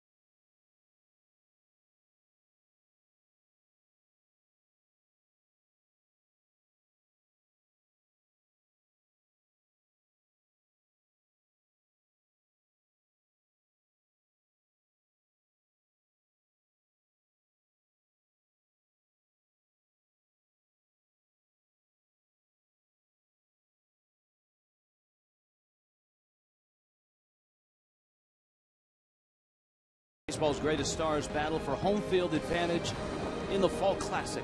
The road to the World Series begins with the 2012 Major League Baseball All-Star Game Tuesday, July 10th, 7:30 Eastern, 4:30 Pacific on Fox. Martin Prado, an All-Star a couple seasons ago, and he changes the ballgame with one swing from a 1-0 Marlins lead. It's now 2-1. Mike Minor can win this game if Chad Durbin and the rest of the Braves bullpen can hold the lead. Now that's the really frustrating part. You talked about the struggles of Minor. The Marlins appeared to have him on the ropes a couple of times, yet only scored the one run, the solo home run by Reyes. Chad Durbin will try to bridge that bullpen and get it to those tough guys, the O'Flahertys and Venters and Kimbrel down there.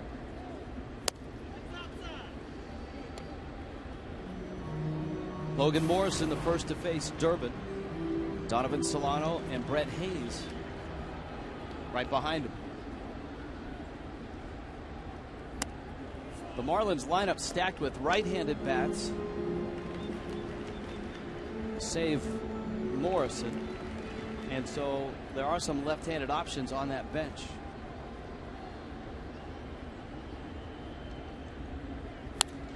Morrison to right. Hayward is over, and he makes the catch. And there's another ball that Lomo hits hard, and it ends up in the glove of Hayward.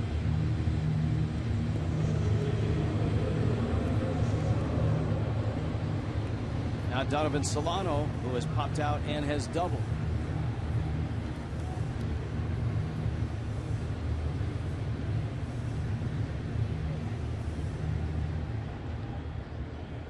The Minor, 5 innings. He threw 103 pitches in 5 innings. Not many guys can throw 103 pitches in 5 innings and give up just one. Give up just one run and be in line for the win. Absolutely. Having been lifted after the 5th. Gave up just 4 hits. He walked 5 and struck out 4.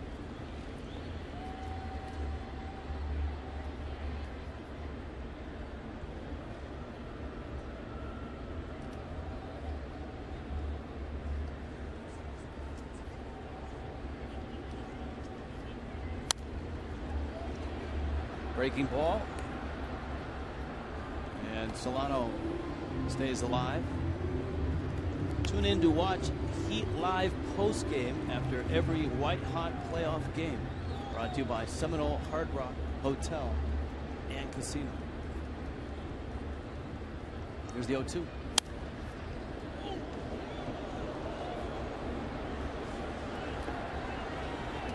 Once again, the quickness of John Tuitu, our low third cameraman, shown on display on that hard shot right over his head.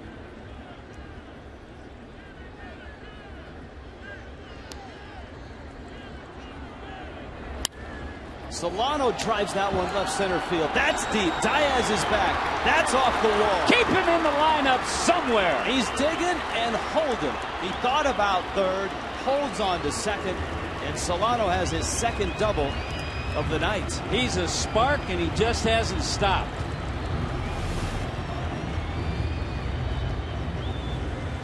Backup slider.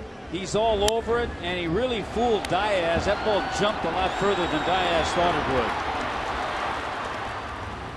would. He hit that ball to one of the deepest parts of the park. And now Brett Hayes. The Marlins have Greg Dobbs on deck. Despite an excellent effort, a 3-hit effort by Mark Burley. Runs have been hard to come by. And if you have a chance to score some here in the 6th, you got to take that chance. Yeah, and you take the chance because right now nobody's warming in that Braves bullpen, so you figure you're going to get Dobbs against a righty, probably Durbin. Steve Cishek up in the Marlins pen. Hayes' double hit the wall and left. He was intentionally walked in the 4th.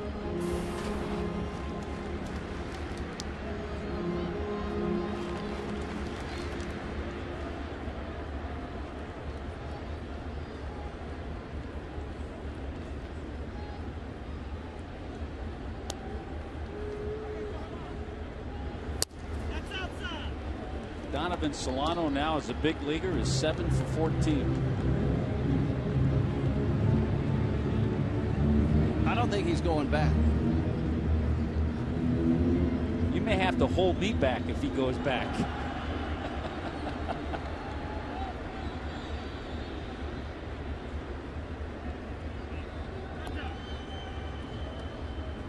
Hayes steps out, counts 2-1. Interesting, too, you got two teams here in the Braves and the Marlins.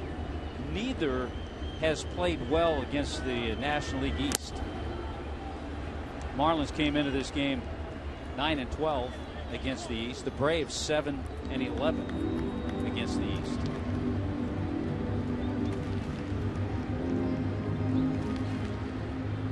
The Mets have played the best within their division. And that's one of the reasons the Mets are where they are. They're one of the feel-good stories in baseball this year. Hayes swings and misses. So the Marlins are going to bring up their best pinch hitter right now in the bottom of the sixth in a one-run game, and it shows you how badly the Marlins have been going offensively the first two games of this series. Active career hit leaders, Dobbs at 79, tied on the all-time list with my partner Tommy Hutton. And the other thing too, Ozzie knows as it gets later in the game, it's less likely he can match up Dobbs against a righty. He might have to face Venters or he might have to face O'Flaherty. So here's the opportunity, and that's why he's unloading Greg Dobbs right now. Of course, in the process, he also has to lift Mark Burley from the game. And this is one of those that where Ozzie was talking in spring training about managing in the American League and the National League. He said it's easier to win the Cy Young in the American League for a guy like a Felix Hernandez, because in a game like this where a team hasn't scored any runs for him, you could run Burley out there for another 3 innings. But the Marlins have to lift him to take this shot. And he still had some left. He was at 91 pitches.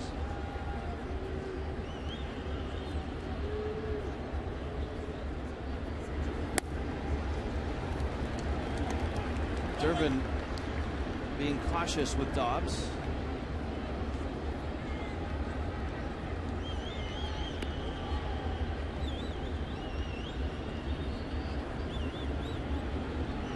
Durbin and Dobbs both Phillies.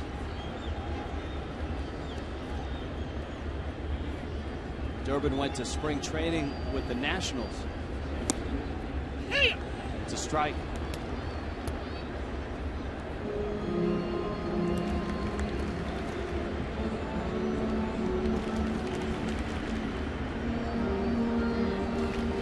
Donovan Solano, a couple of doubles. See where that last pitch was, right on the black. But the Marlins haven't chased Solano home. The only run on a Jose Reyes home run. Dobbs takes down low. Well, I'll say he's being careful, and he's got the home run hitter, Jose Reyes. Of course, Reyes will bat left-handed against Durbin. So far, Dobbs has not seen a good pitch to hit at all.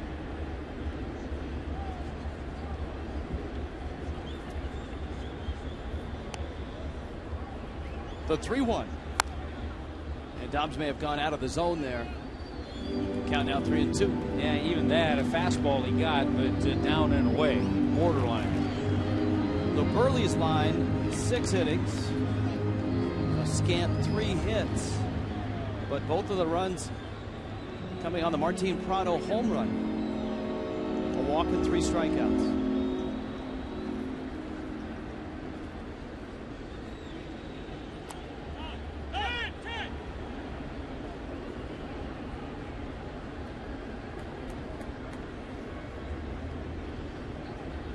Dobbs has been so good in this spot, not only as a pinch hitter, but also with runners in scoring position this year.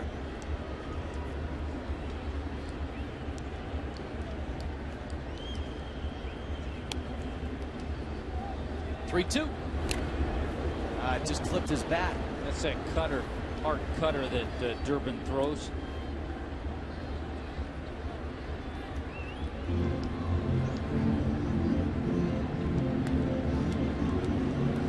Eight of 19 with runners in scoring position. 5 of 17 as a pinch hitter.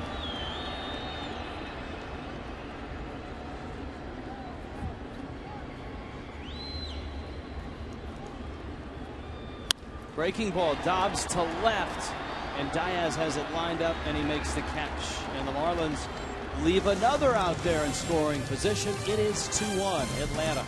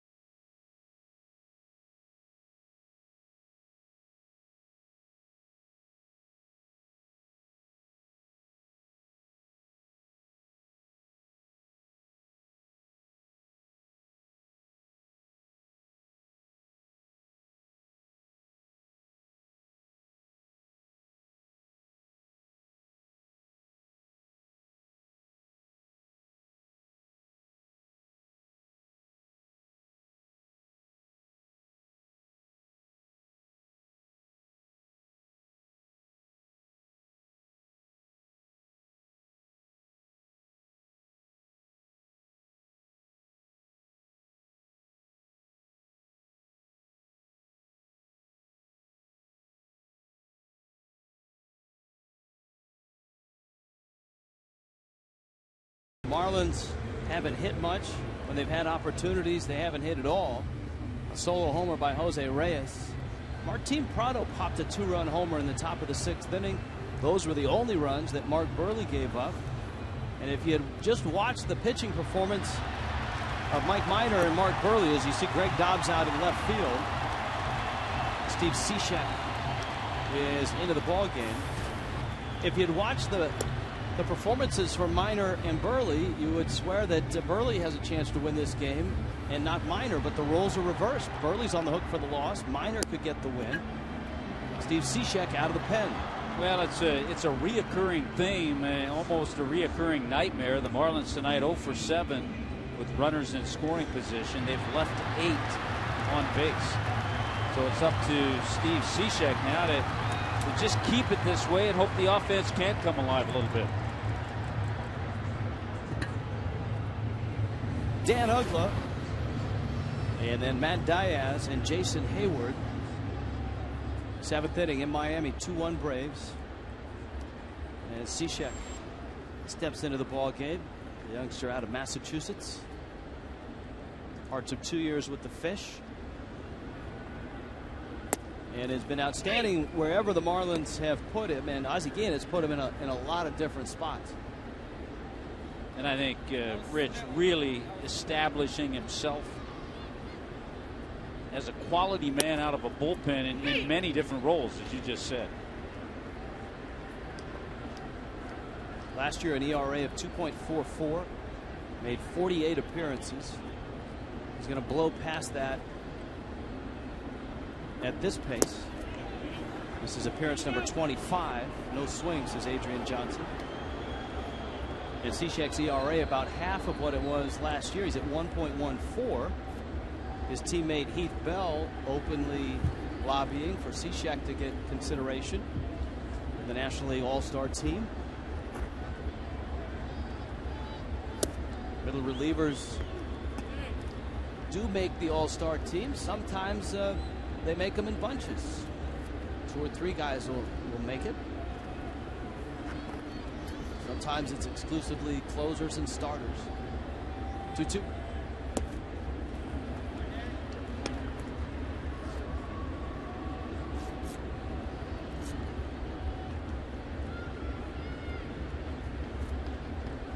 of thought about the all-star picks, the managerial picks this year.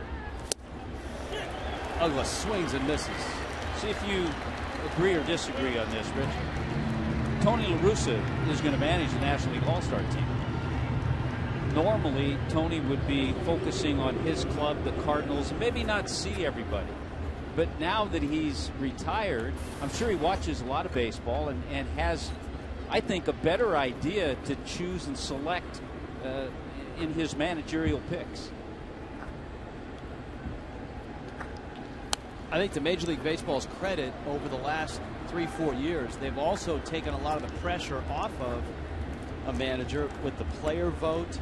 The league will help a manager just so a manager doesn't catch as much heat as many managers used to do when they were the sole source of picking the reserves. It's a tough position for a manager to be in, and it was Charlie Manuel who selected Omar Infante. Boy, he caught a lot of flack for that, and that wasn't even his player.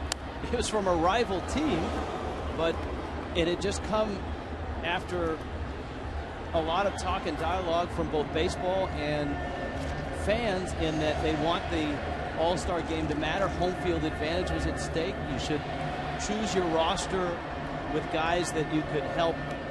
You could have win a game, that could stay in a ball game, both as a pitcher and as a position player if it went extra innings.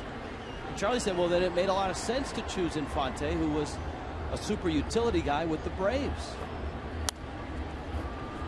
Slice to right. Stanton is over, and he makes the catch. Cishek has a couple of outs here in the 7th. Family Sunday on the 10th. The Rays and the Marlins. It's a 1:10 start. You can purchase your tickets in advance for Bark at the Park with the Humane Society of Greater Miami.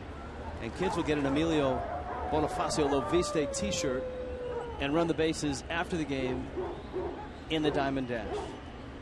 Love the sound effects. For tickets, go to marlins.com.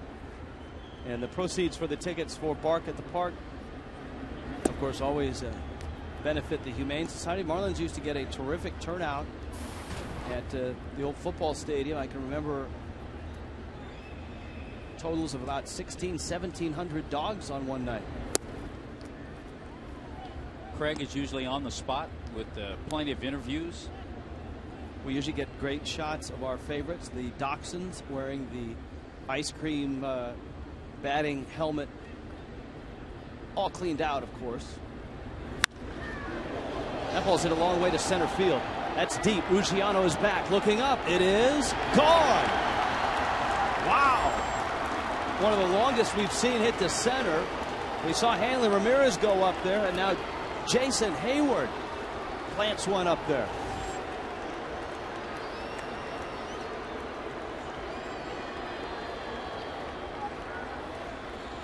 Well, the Marlins have pretty much contained Hayward in this series, except for now.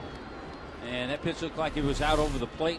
You get a better look right here. Yes, it was belt high. And Hayward supplies our Warren Henry drive of the game, and it was a pretty good drive. Anything to straightaway center is hit well.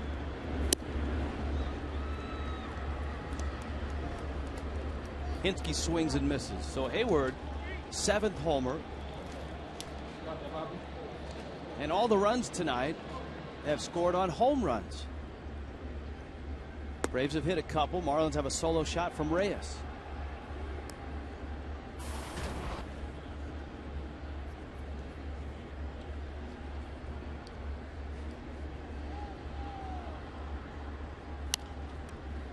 Bouncer to first. Morrison flips. Cishek is there. Braves add on. 7th inning stretch in Miami, and right now Atlanta's up by 2.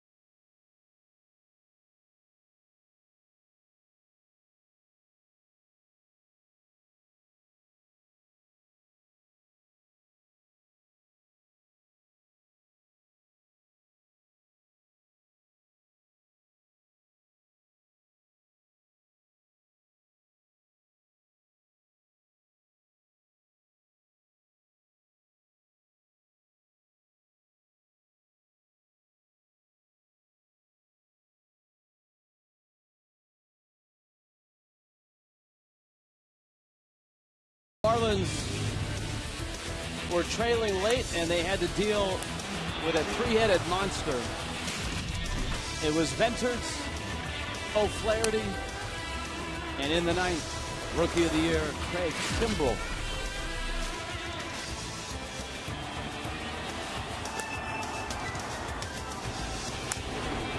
And Kimbrell came on to get the final 3 outs, record his 17th save, tops in the National League. And it looks like the Marlins are going to have to deal with that trio again. Johnny Venters comes in to work here in the 7th. And it looks like Freddie Gonzalez has made a switch in left field. Also, Jose Constanza is in left field.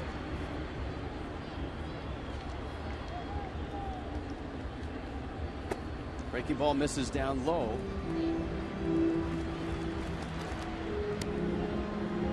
You would suspect that Constanza is in the 9 spot.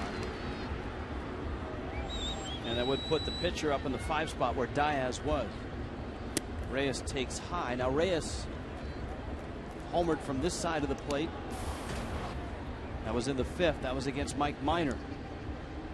Chad Durbin worked a scoreless 6th. And Venters flings it outside. He's not been as sharp as he was last year. And that may be the reason behind his demotion, if you take it as that, from the 8th inning to the 7th inning, with O'Flaherty moving up in life to the 8th inning. Does that rear its ugly head in arbitration? It probably does. This was the Reyes home run, a Clevelander home run. Yeah, it was. He got a pitch up in the zone, adjusted to it, and bounced right off the top of the fence into the Marlins bullpen. A recurring theme, as Tommy has pointed out, the Marlins have been unable to score runs in this series. They've scored just 2.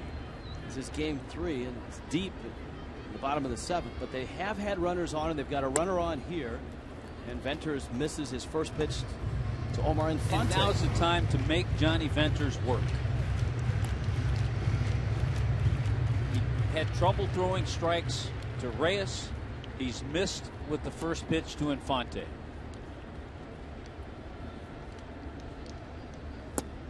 Okay, make him throw a strike.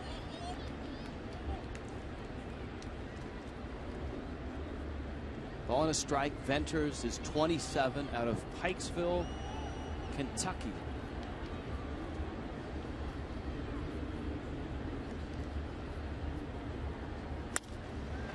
To right center field, and Hayward dives and makes the catch. Jason Hayward is taking over this game. A solo homer, and he robs Infante of extra bases. And that has been a reoccurring theme as well. The Marlins have hit some balls well, and it seems like when they have, they've been chased down by Bourne, by Constanza, and in this situation, very nicely done by Jason Hayward.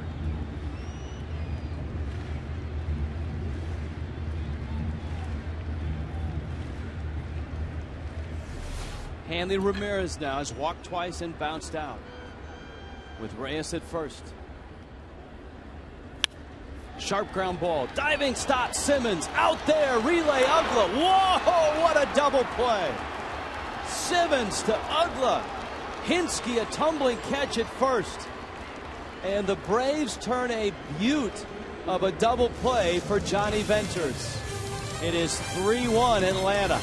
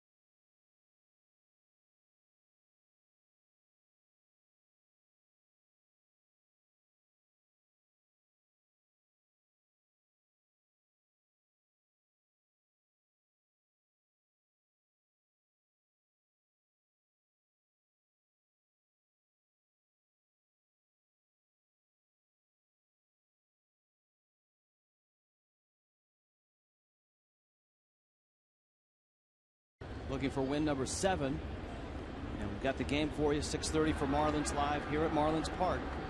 The Rays right now have a 5-1 lead in the bottom of the 5th against the Yankees, with David Price on the mound. Here, the Braves doing it with the bat, doing it with the glove, and contractually obligated to lead off the inning after that great play is Andrelton Simmons. Yeah, what a great stab. I think we both thought that ball was going into left field for a base hit. Simmons is only 21, out of Curacao. Had not played a game above single A before this year. Hey! 2-1. Steve Cishek, his second inning. Jason Hayward hit one probably about 425, 430 feet to straightaway center. He hit it over the 418 sign, and that wall out there gets up to about 17, 18 feet. You see as it angles up.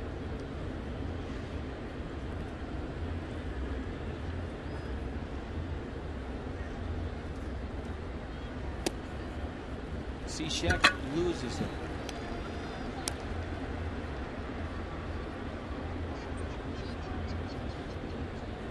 Now with the left-handed bat of Jose Constanza, Ozzy's going to make the move to his bullpen.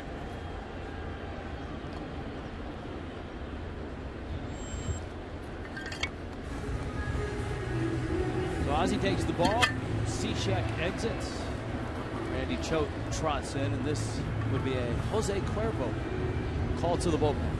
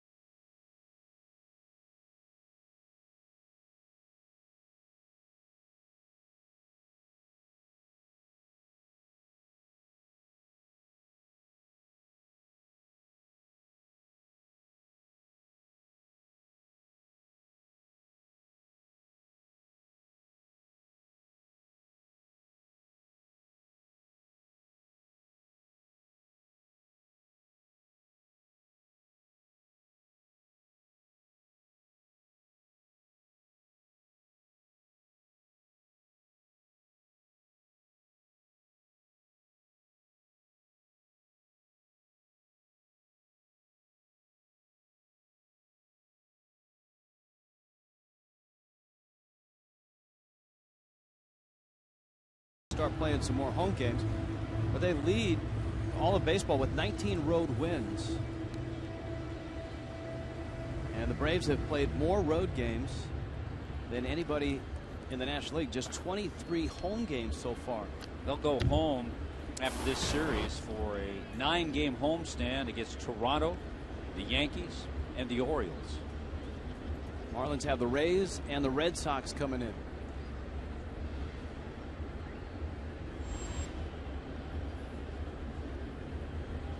So here's Choate with Simmons at first and Constanza up.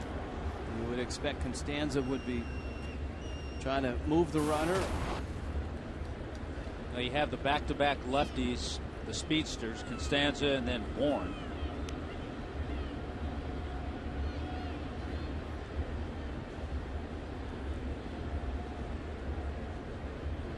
Let's see if he is bunting. He squares. 1-0. Brian Snitker, third base coach. Constanza had that hot start to his big league career last year when he got to the big leagues. And was lighting it up. He was over 500 for a while. After all that time in the minor leagues, over 700 games in the minor leagues. He made his time count last year.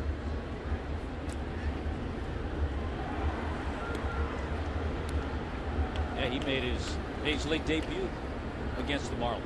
And you were right. You suspected it last night that with Burley on the mound, Constanza wouldn't be in the lineup, and thus Freddie Gonzalez would not hit his pitcher in the 8th position, which he had done with Constanza hitting 9th the first 2 games.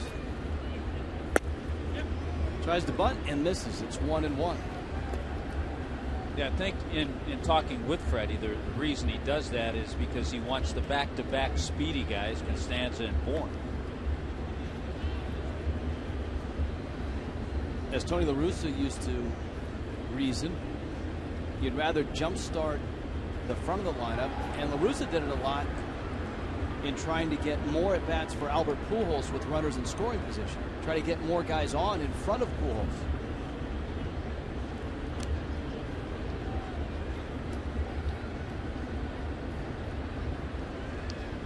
Pujols slowly bringing his average up. He's in the mid 240s.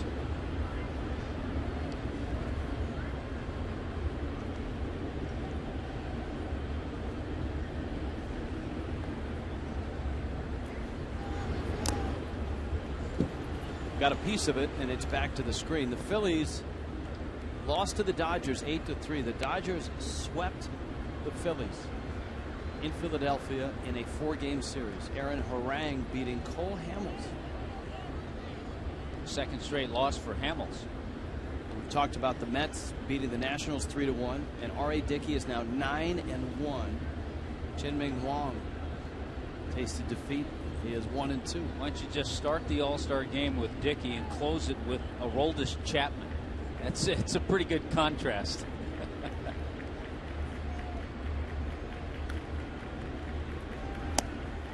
And he got him. Well, Constanza is down on strikes. We got another lefty bat with Bourne coming up. You can follow the Fish with the MLB.com @Bat12 app for your iPhone, iPad, Android, and Windows Mobile. Live audio, pitch tracking, video highlights, and more. Text @Bat to 31826 or visit Marlins.com.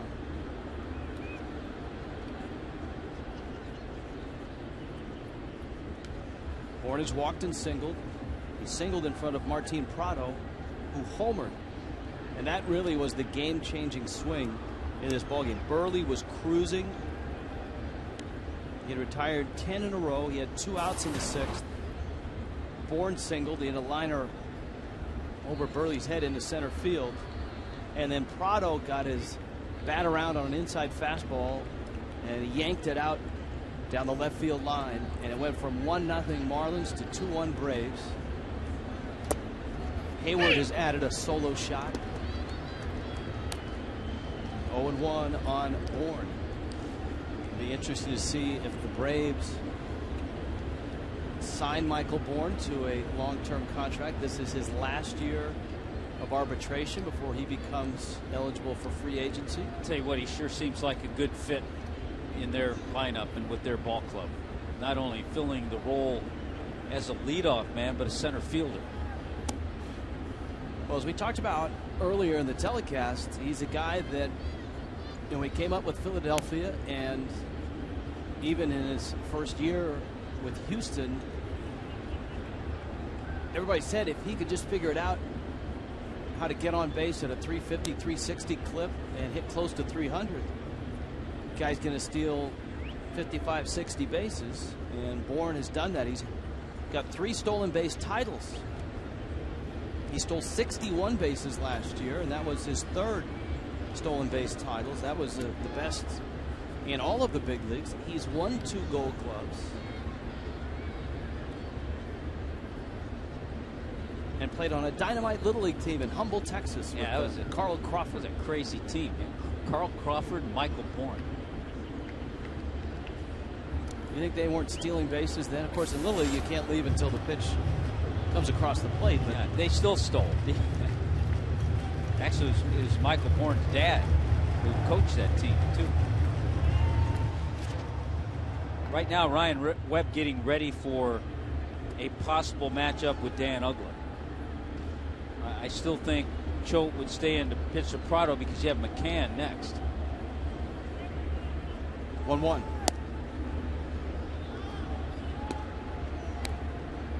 And he's gone 2-1 now on the Braves center fielder. The Braves have won 5 of 6.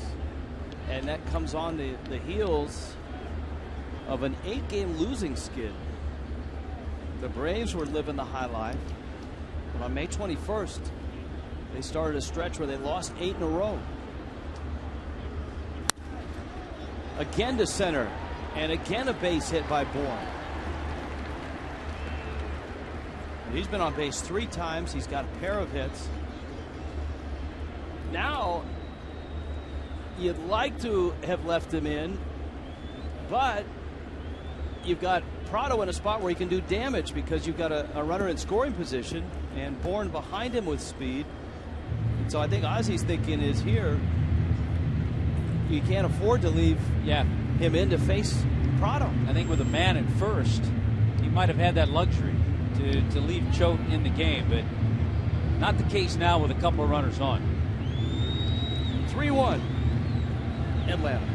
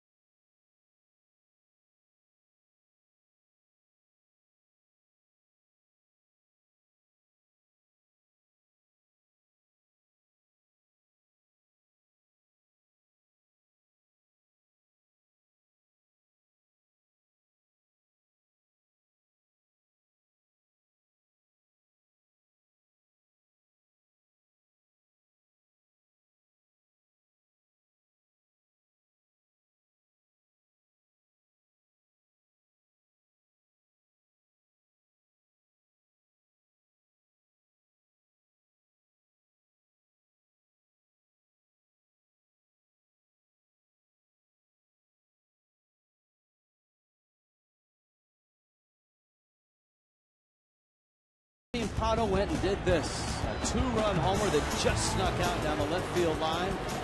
And it changed the game. It made it 2-1 Braves. Jason Hayward added a home run. And here's that guy again, Martin Prado.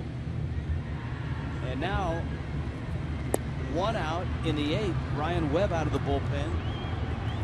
He's got Prado, and then you got McCann coming up.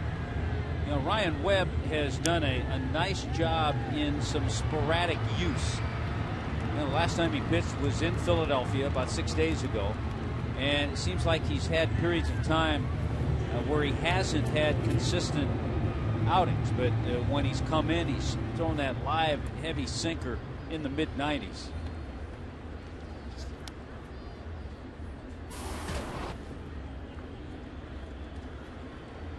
Simmons, the runner, out at second base, and Bourne is at first.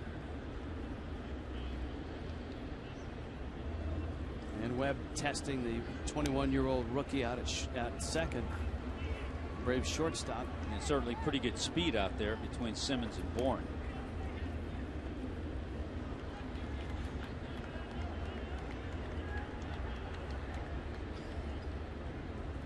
Of course, with Webb, you're thinking ground ball. Gets a strike to open the at-bat.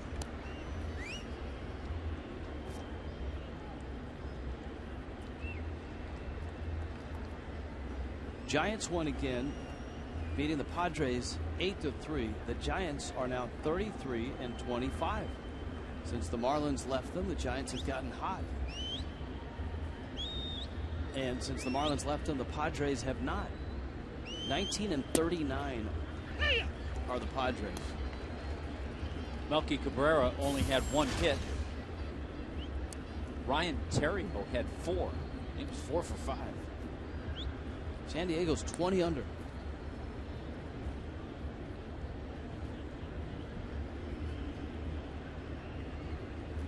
Going 2 to Prado.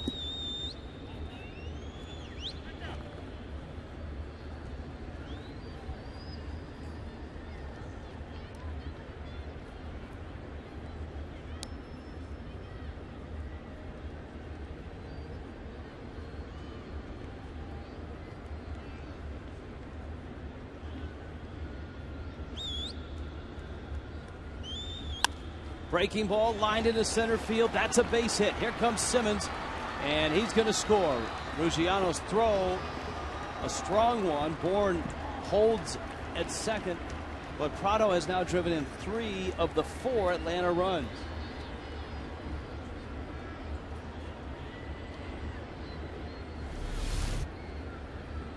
Boy, he is just a tough out. You put guys like Prado, Infante, Polanco with the Phillies. They're just tough guys to get out. Every once in a while they'll hit one out. We saw Prado do that. Big base hit there. Polanco hit one out the other night. McCann 0 for 3, and he calls time. Now all the moves you make, I don't want to say it doesn't matter, but it throws a whole new look into it. The fact that Prado got that base hit.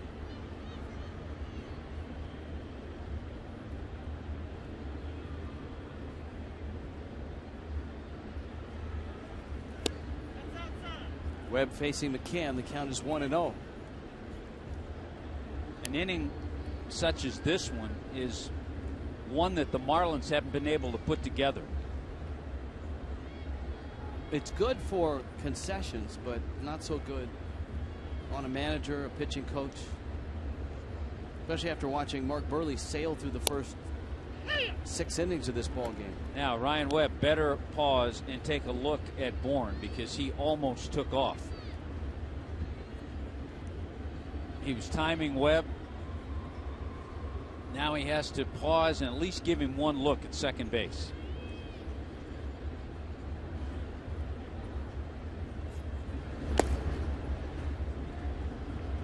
Two and one.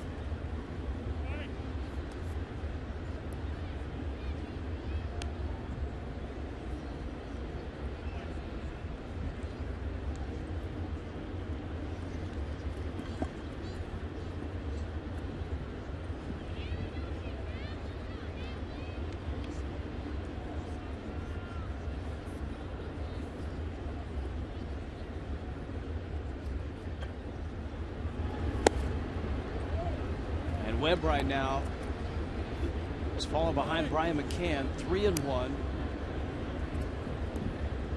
And if he doesn't throw him a strike here, all of a sudden the bases are going to be loaded for Dan Uggla. So you know McCann is looking for that fastball, that two-seamer out over the plate. Marlins looking for a double play ball.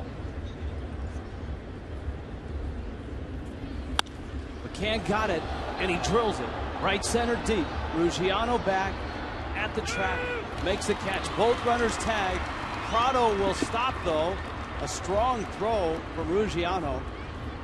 Bourne gets to third. Runners at the corners. I think Ruggiano showed everybody the kind of throwing arm he has. He has a strong arm.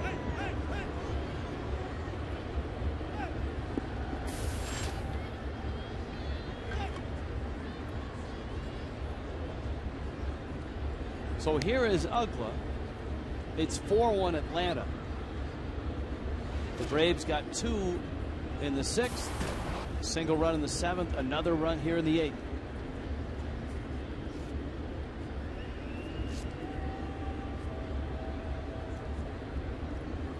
hate when I get knots like that.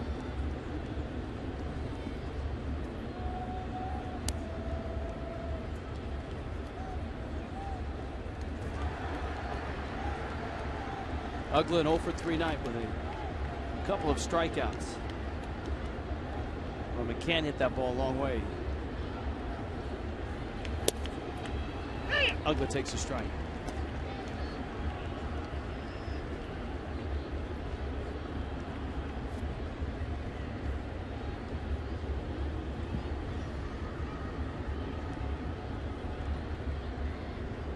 Oh, 1. Misses away. Marlins will have Stanton, Ruggiano, Morrison in the 8th. Of course, Freddie Gonzalez can lean on that really good bullpen. He's already had Durbin and Venters pitch a couple scoreless innings.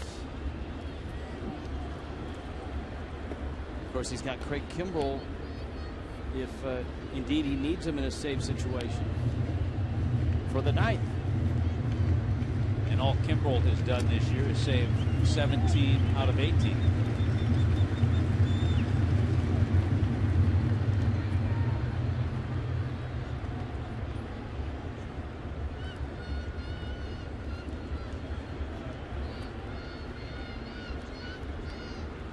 Prado and Bourne at the corners.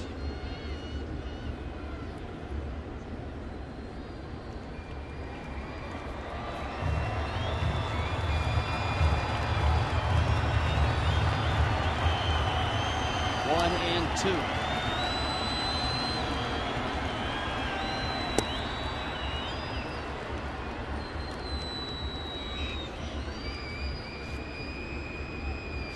Wow, that 94-mile-an-hour fastball had a good part of the plate. I guess Field and Cobra thought it was low.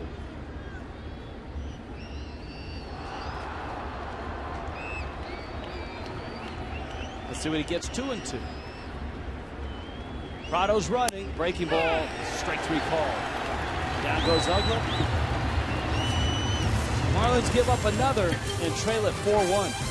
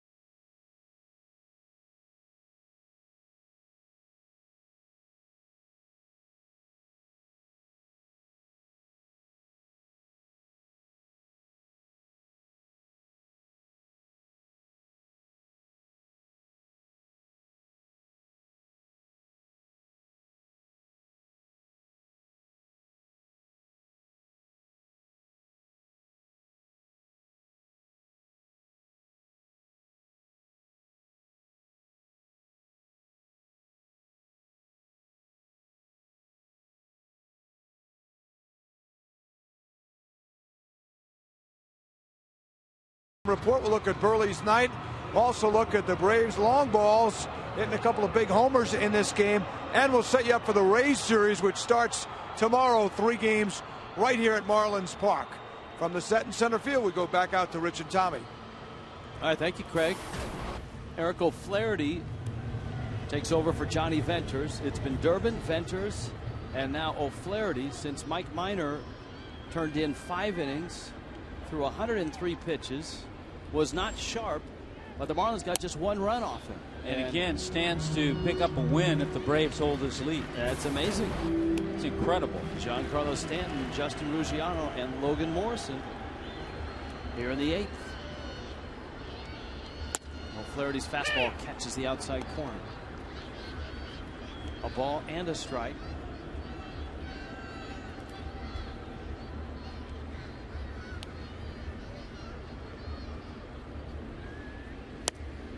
That one whistles away. O'Flaherty, born in one of Tommy's favorite towns, Walla Walla, Washington. And the Braves picked O'Flaherty off of waivers from Seattle. That ball's driven to right, down into the corner. It's deep, and it's, I think, gone, or is it a fair ball? Did it hit the top of the wall and then kick back in? The Marlins say home run. Stanton is standing at second, and you may get a replay on this one. Ozzie Guillen has come out. The ball took a funny hop at the very top of the wall, right where the foul pole is. And Guillen's going to come out and talk to both Adrian Johnson and Gary Cedarstrip. There's the area where we'll be looking and where the umpires will be discussing. See what kind of a look we get from the replay. That's a home run, it looks like, just from that look. It looked like it hits on the backside.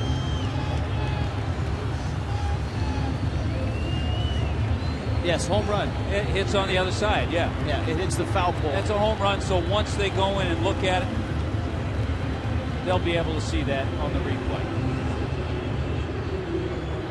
It doesn't hit the yellow line and then bounce back in. It hits on the other side of that.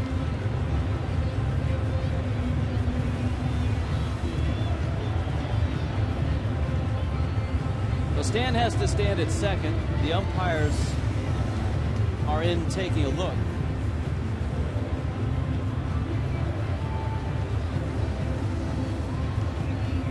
And if it is, we don't want to get the cart ahead of the horse. It would be number 14 for Giancarlo. You see where the yellow line is? It's behind the wall. It's not part of the wall. And the ball actually ricochets off that. Right yellow, in there. Yep, off the yellow and then off the screen and then kicks up. And so for Giancarlo Stanton, by all... Right in this area is where it hits and then kicks back into the field. By all indications, Giancarlo has hit his 14th homer. And it is a home run, as expected. So it didn't take too long. The umpires, once they reviewed it, and Stanton continues his circling of the bases. And it's interesting, that's his first home run to right field this year. He's hit 8 to left, 5 to center, and his first one to right field. That's got to be an interesting feel for a hitter. I mean, he sprints to second like it's a double, and then once the replay comes 3 minutes later, he gets to do half a home run trot. And didn't that happen last year in Atlanta with McCann? Well, that was a game winner. That was a game winner. and the Marlins... I'm sorry I brought that up. But the Marlins and both television crews knew it was a game winner, and all it needed was a quick review. And Tim McClellan, I think, was the umpire that came out, gave the home run sign. 4-2, so the Marlins are down by a couple. Here's Ruggiano. And he rifles one over the head of the third baseman, Prado. Into the corner it goes. Ruggiano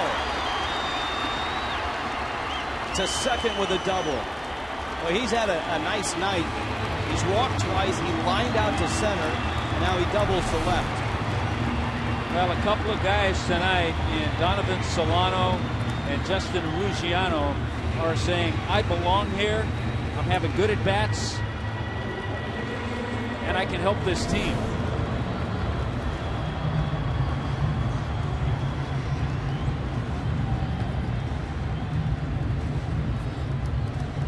Logan Morrison now. Twice he has lined out to right, and he has struck out.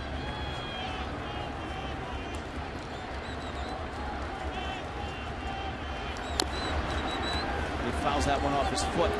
It counts 0-1. Yeah, it's been frustrating the last couple of ABs for Logan Morrison. He's hit the ball really well. to right field.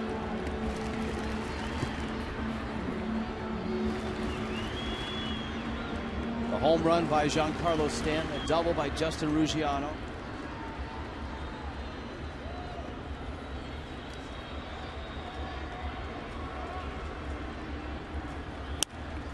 Hanging breaking ball and a hanging pop-up. Prado.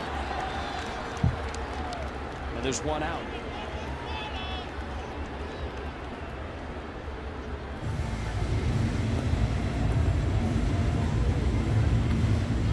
Remember the Marlins, when they brought Greg Dobbs in as a pinch hitter, kept him in the ball game and kept him in left field.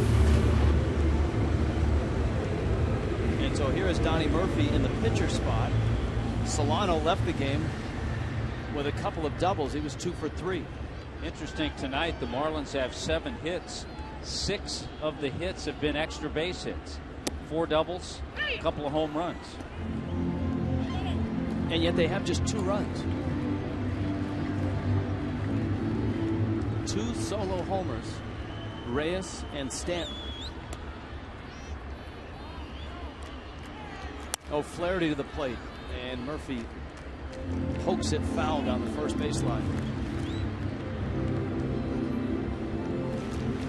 Edward Mujica, as the Marlins have pinch hit for the pitcher spot here with Murphy. Well, you would have liked to have seen the Marlins at the very least have moved Ruggiano to third base with nobody out. And with a left-handed batter up there and Logan Morrison, who's pulled the ball the last couple of times up, that was not a very good at bat. That's why it was a frustrating at bat. I know it's not a run that's going to tie the game, but at this point, it's a very important run.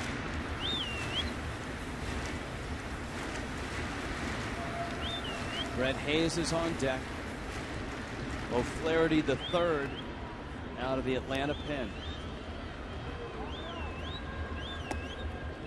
Murphy takes down low, and it counts 1-2. Get that runner to third. Worst case scenario, you get him in. It's a 1-run game when you go to the 9th inning.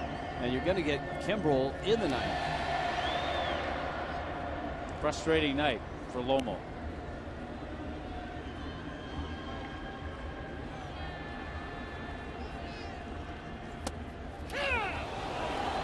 Called strike 3. Murphy doesn't like the call.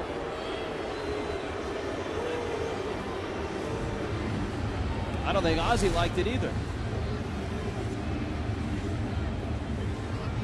Well, he didn't swing.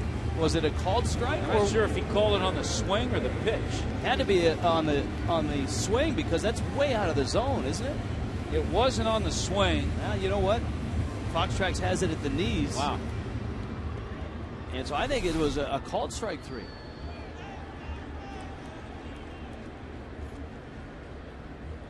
So it's up to Brett Hayes to chase home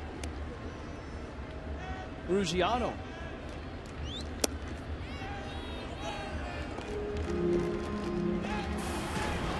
You've got Dobbs on deck. Hayes doubled in the second.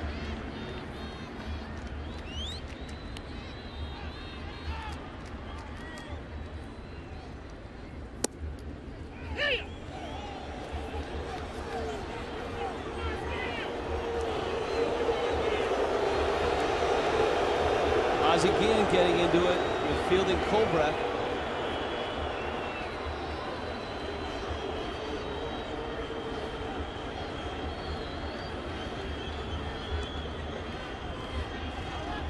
Here's the 1-1. Hayes fouls it back to the screen. Here's Fox Tracks. Pitch 2 was right down the middle. I know Hayes reacted and backed off. You know, a lot of times a manager is going to react to his hitter. That's all he can do, because the view that you have at home is a lot better than the view a manager or anybody on that bench has.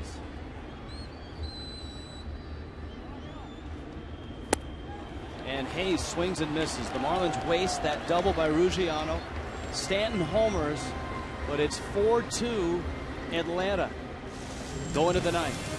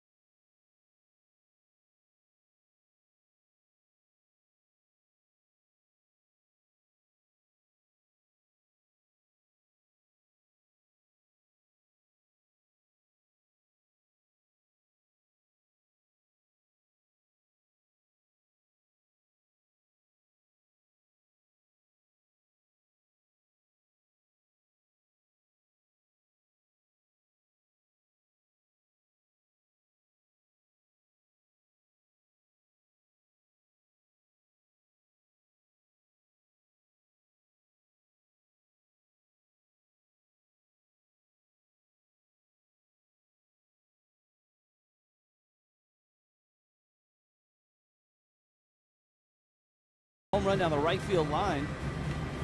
A home run that was under review. First called a double, then ruled a home run. However, the Marlins' offensive woes continue. They're down 4-2. They had a double by Ruggiano with nobody out. They were unable to even budge him off of second base. And now Edward Mujica gets the ball. He takes over for Ryan Webb. And Mujica will try to keep it at a 2-run game in the ninth against an Atlanta team that is picking up steam right now. And it looks like the pitcher spot in this spot in the order for the Braves. Pinch hitter's going to be David Ross. David Ross, good player. Good backup catcher. And Ross had been banged up.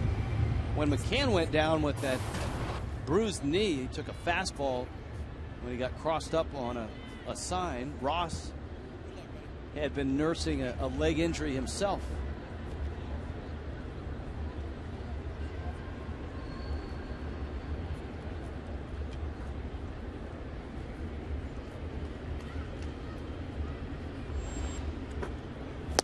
Ross, one of the few backup catchers who will get a multi-year contract. He's at the back end of a multi-year deal.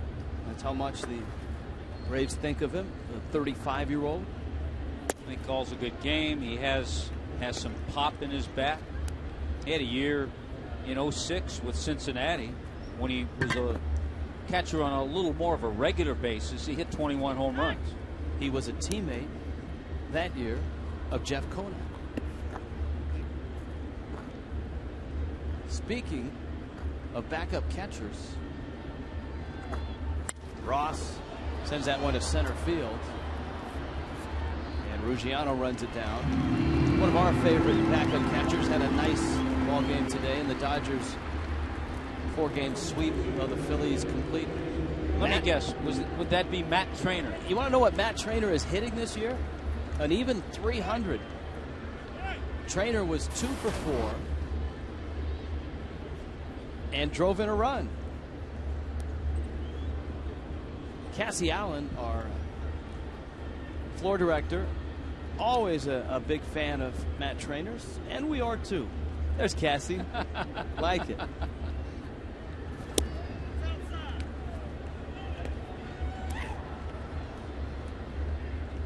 In fact, it's her affection for Trainer that has drawn her to check box scores every morning now.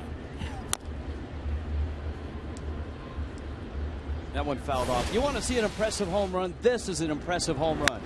Yeah, when you're big and strong and get some good extension the way Hayward did on that pitch out over the plate, and you're big and strong, you can hit one out to center field. Oh, he hit another one out there deep. Ruggiano back at the wall. He did it again. Wow. 2 home runs to dead center field in a park that does not give up many home runs in that area. That was impressive. I think that's the first one we've seen hit in that area. Near center field in those seats. Boy, he reached out and got a pitch that was away. Man, he hit that a ton. Here's Hinsky now.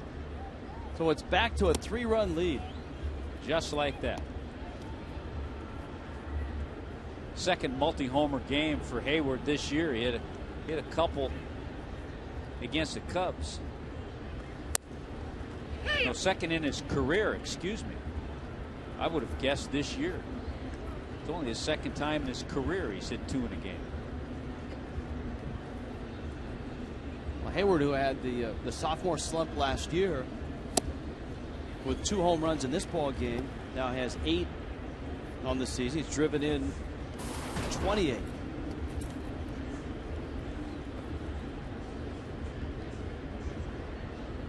Hinsky, who saw his streak of reaching the postseason end last year. Amazingly, the Braves had that 8.5 game lead evaporate from September 5th on. They won 89 games. Boy, the 5 home runs combined tonight. The most home runs hit by both teams in a game this year here at Marlins Park.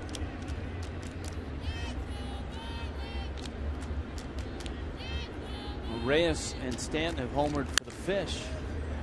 Prado and a pair of Jason Hayward homers for Atlanta.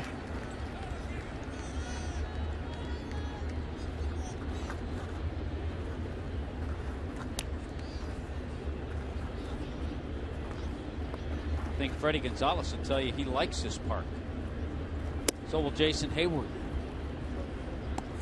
Mujica walks Hinsky, and the Braves have Hinsky aboard, and here comes Simmons. Well, this was a night, if you're the Marlins and you lost the first 2 games of this series, you were going up against Mike Minor, and he had been the weak link in the Braves rotation. His ERA was almost 6.98, and he was unsteady through 5 innings, but the Marlins couldn't get to him. Well, we told you his last win was April 19th against the Dodgers. And there's another base hit by Andrelton Simmons.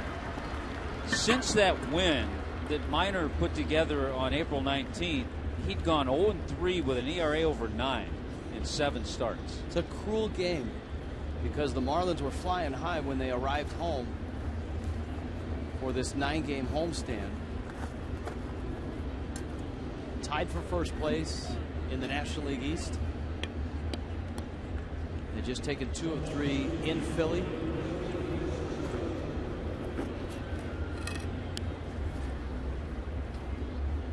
Ozzie Guillen is on his way out to the mound.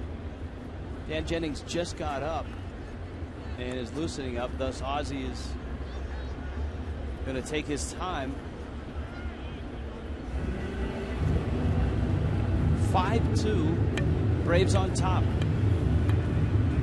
But you can go from just 2-3 days ago feeling like you're on top of the world, like your ball club has momentum, and then you run into the Braves. This is one of those moves where Ozzie's just waiting for Field and Colbert to come out there. Well, I think he wanted to wait long enough because Jennings just got up, and he wanted to give Jennings at least 3 or 4 more bullpen throws before he came out.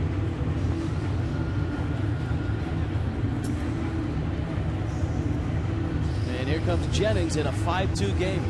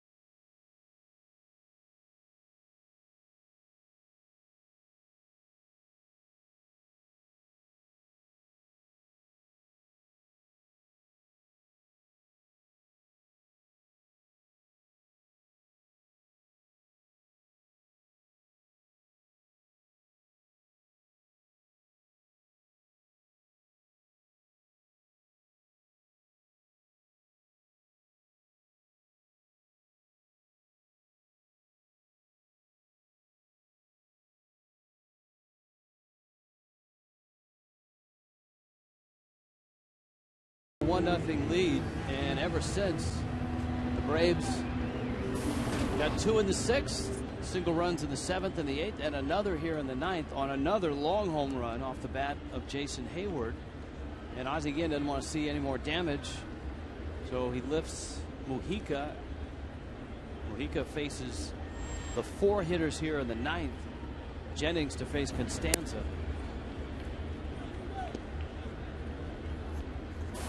Well, you figure with the number of pitches that Jennings was able to throw in the bullpen, and then his allotted number to warm up, he's probably thrown about 20 pitches or more, and most relievers can get ready on that amount.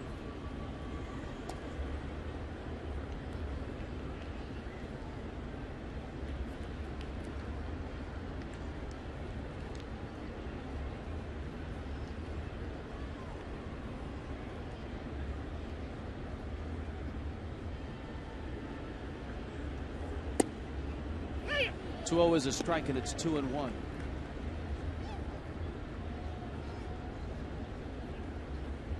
Jennings had actually been up a little before, too. So it didn't take him too long.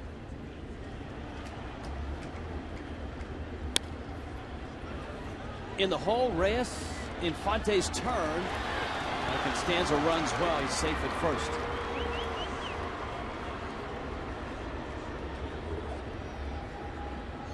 Yeah, no chance for double play there the way Constanza runs. Even though Infante gives it a great effort, just misses getting it. Gives you an idea how quickly Infante turns to double play.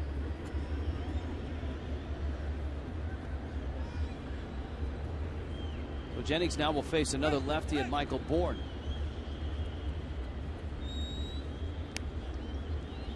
So far it's been a nice early reviews for Dan Jennings. He's done a good job in situations that he's been called on. Comes in, throws strikes for the most part, fastballs and sliders. This is 6th appearance.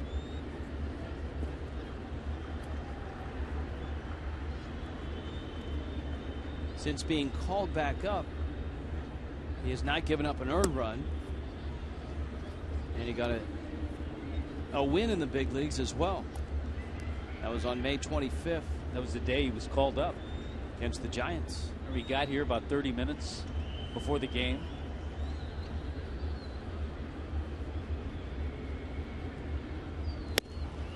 Bourne couldn't check his swing on the 2-0. He was geared for a fastball. He got the fastball, but it was way out of the zone.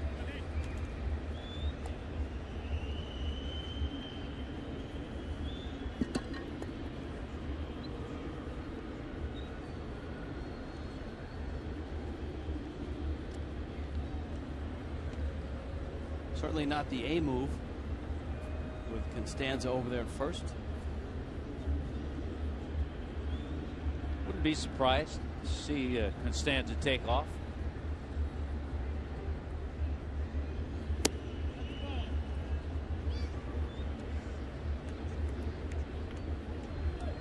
He's 3-1. Got a pair of arms.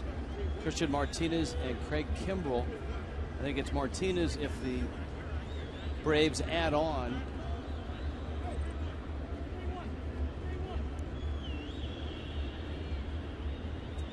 And Kimbrell if it's a safe situation, which it is right now.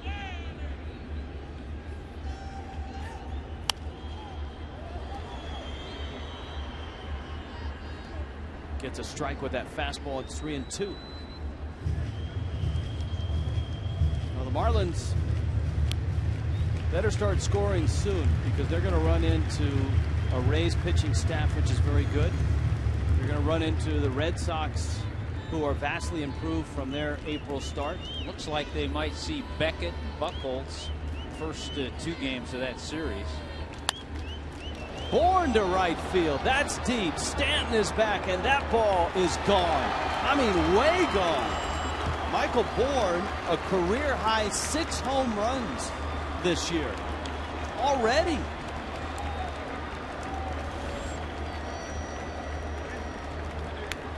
And it's wide, wide open now. It's 8-2.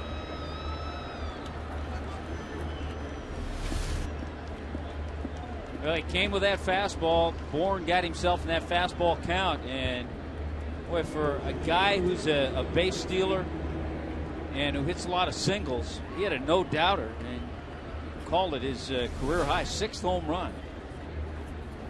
And never a doubt. It's also his 10th 3-hit game this year. He hit a total of 4 home runs over the last 2 seasons combined. And so 6 this year. And all but 1 run in this game has been scored on a home run.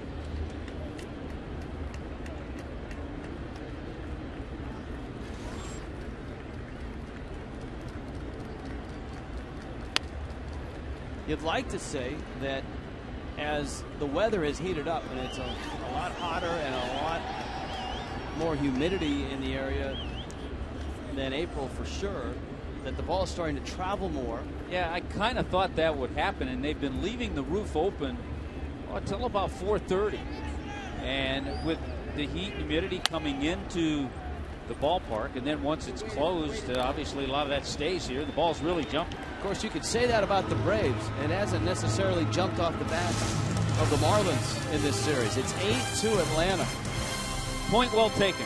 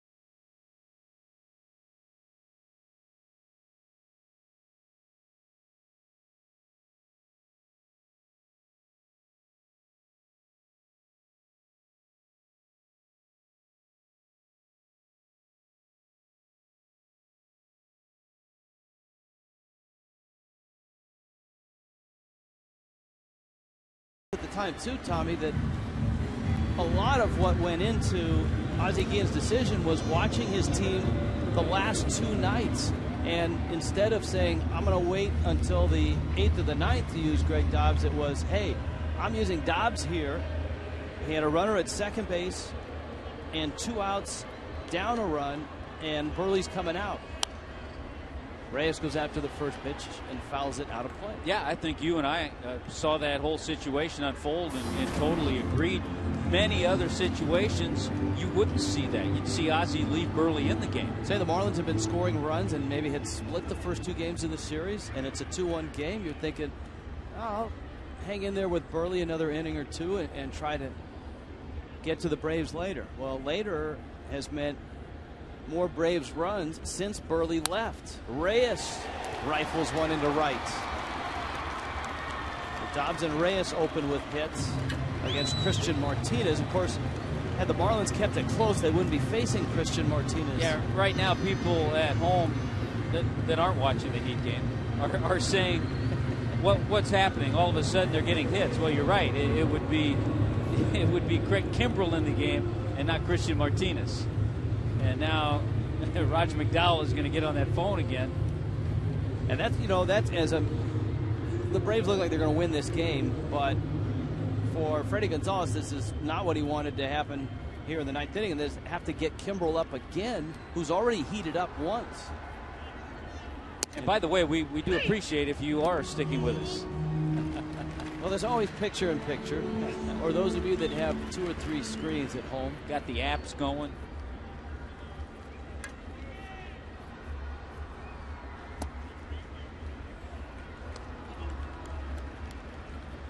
Infante with the count, 1 ball and 1 strike. A 1-for-4 night. He lined to right his last time up. That was a tumbling catch by Hayward.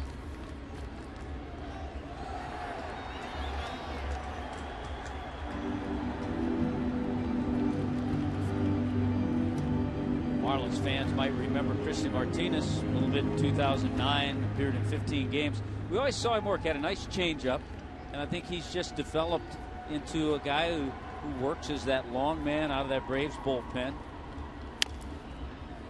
Got a little more command of his pitches now. He would be the guy that Freddie would turn to if a starter got ill or needed an emergency start.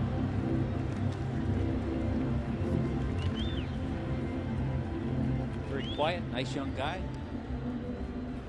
Just does his job.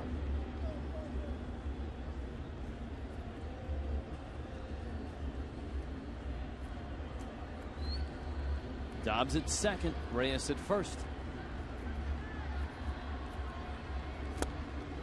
And Infante goes after that changeup that you just described as nice.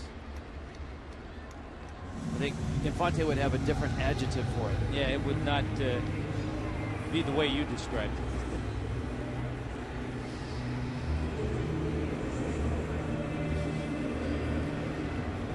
Hanley has walked twice. You have to give Atlanta credit for terrific defense in this series, and even tonight, that 7th inning, a great example. Leadoff walk to Jose Reyes. Infante hit the liner into right center, and Hayward made the lunging catch. And then Hanley hit a ball to the right of Andrelton Simmons, and you thought that's a base hit. Simmons backhanded the ball and turned it into a impressive 6-4-3 double play with a strong turn from Dan Uggla. There's the changeup, and it's 2-0. And there was that diving catch of Hayward's. So when the Braves have needed an important play, they made it.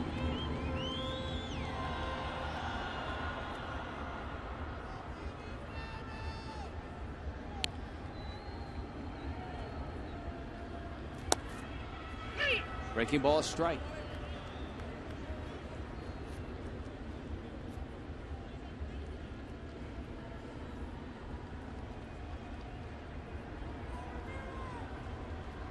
Giancarlo Stanton is on deck, 1 out, bottom 9. Braves in control here. And Hanley pops into shallow left center. Bourne's on. Simmons is out, and Simmons, wow, seemingly giving way to Bourne, and all of a sudden the ball's in his glove. It almost looked like when he gave way, the ball was going to drop for a base hit. He had the speedster Bourne coming in, but he was playing deep with Hanley, the hitter. And Simmons with a great over-the-shoulder catch. See how deep Bourne is? He's got a long way to go. He's not going to get there.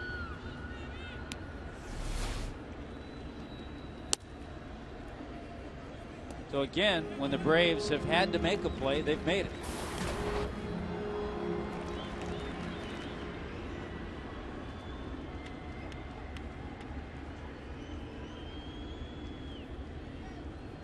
Stanton's home run was not anything like those home runs described in that SI.com article we mentioned. Albert Chen writing it. Nothing memorable. Didn't break anything. Didn't hit it on the golf course or over any trees. It was a simple fly ball down the right field line. Just got over the fence. In fact, it had to be reviewed before it was determined to get out.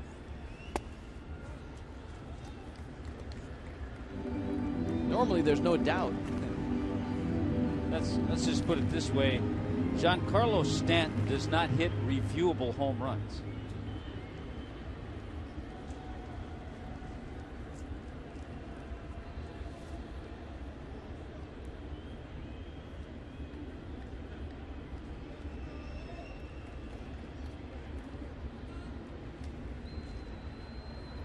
He's got a 2-0 pitch to look at here with 2 outs in the ninth.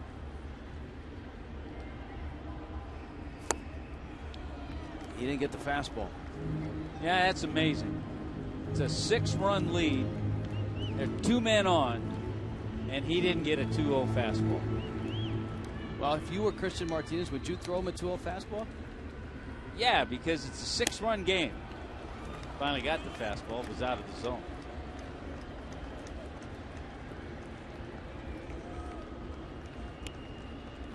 Yeah, 6-run game, but you don't want those 3 runs on your ERA. He knows if he gives up a 3-run, Jack Kimbrell's in the game anyway. I know.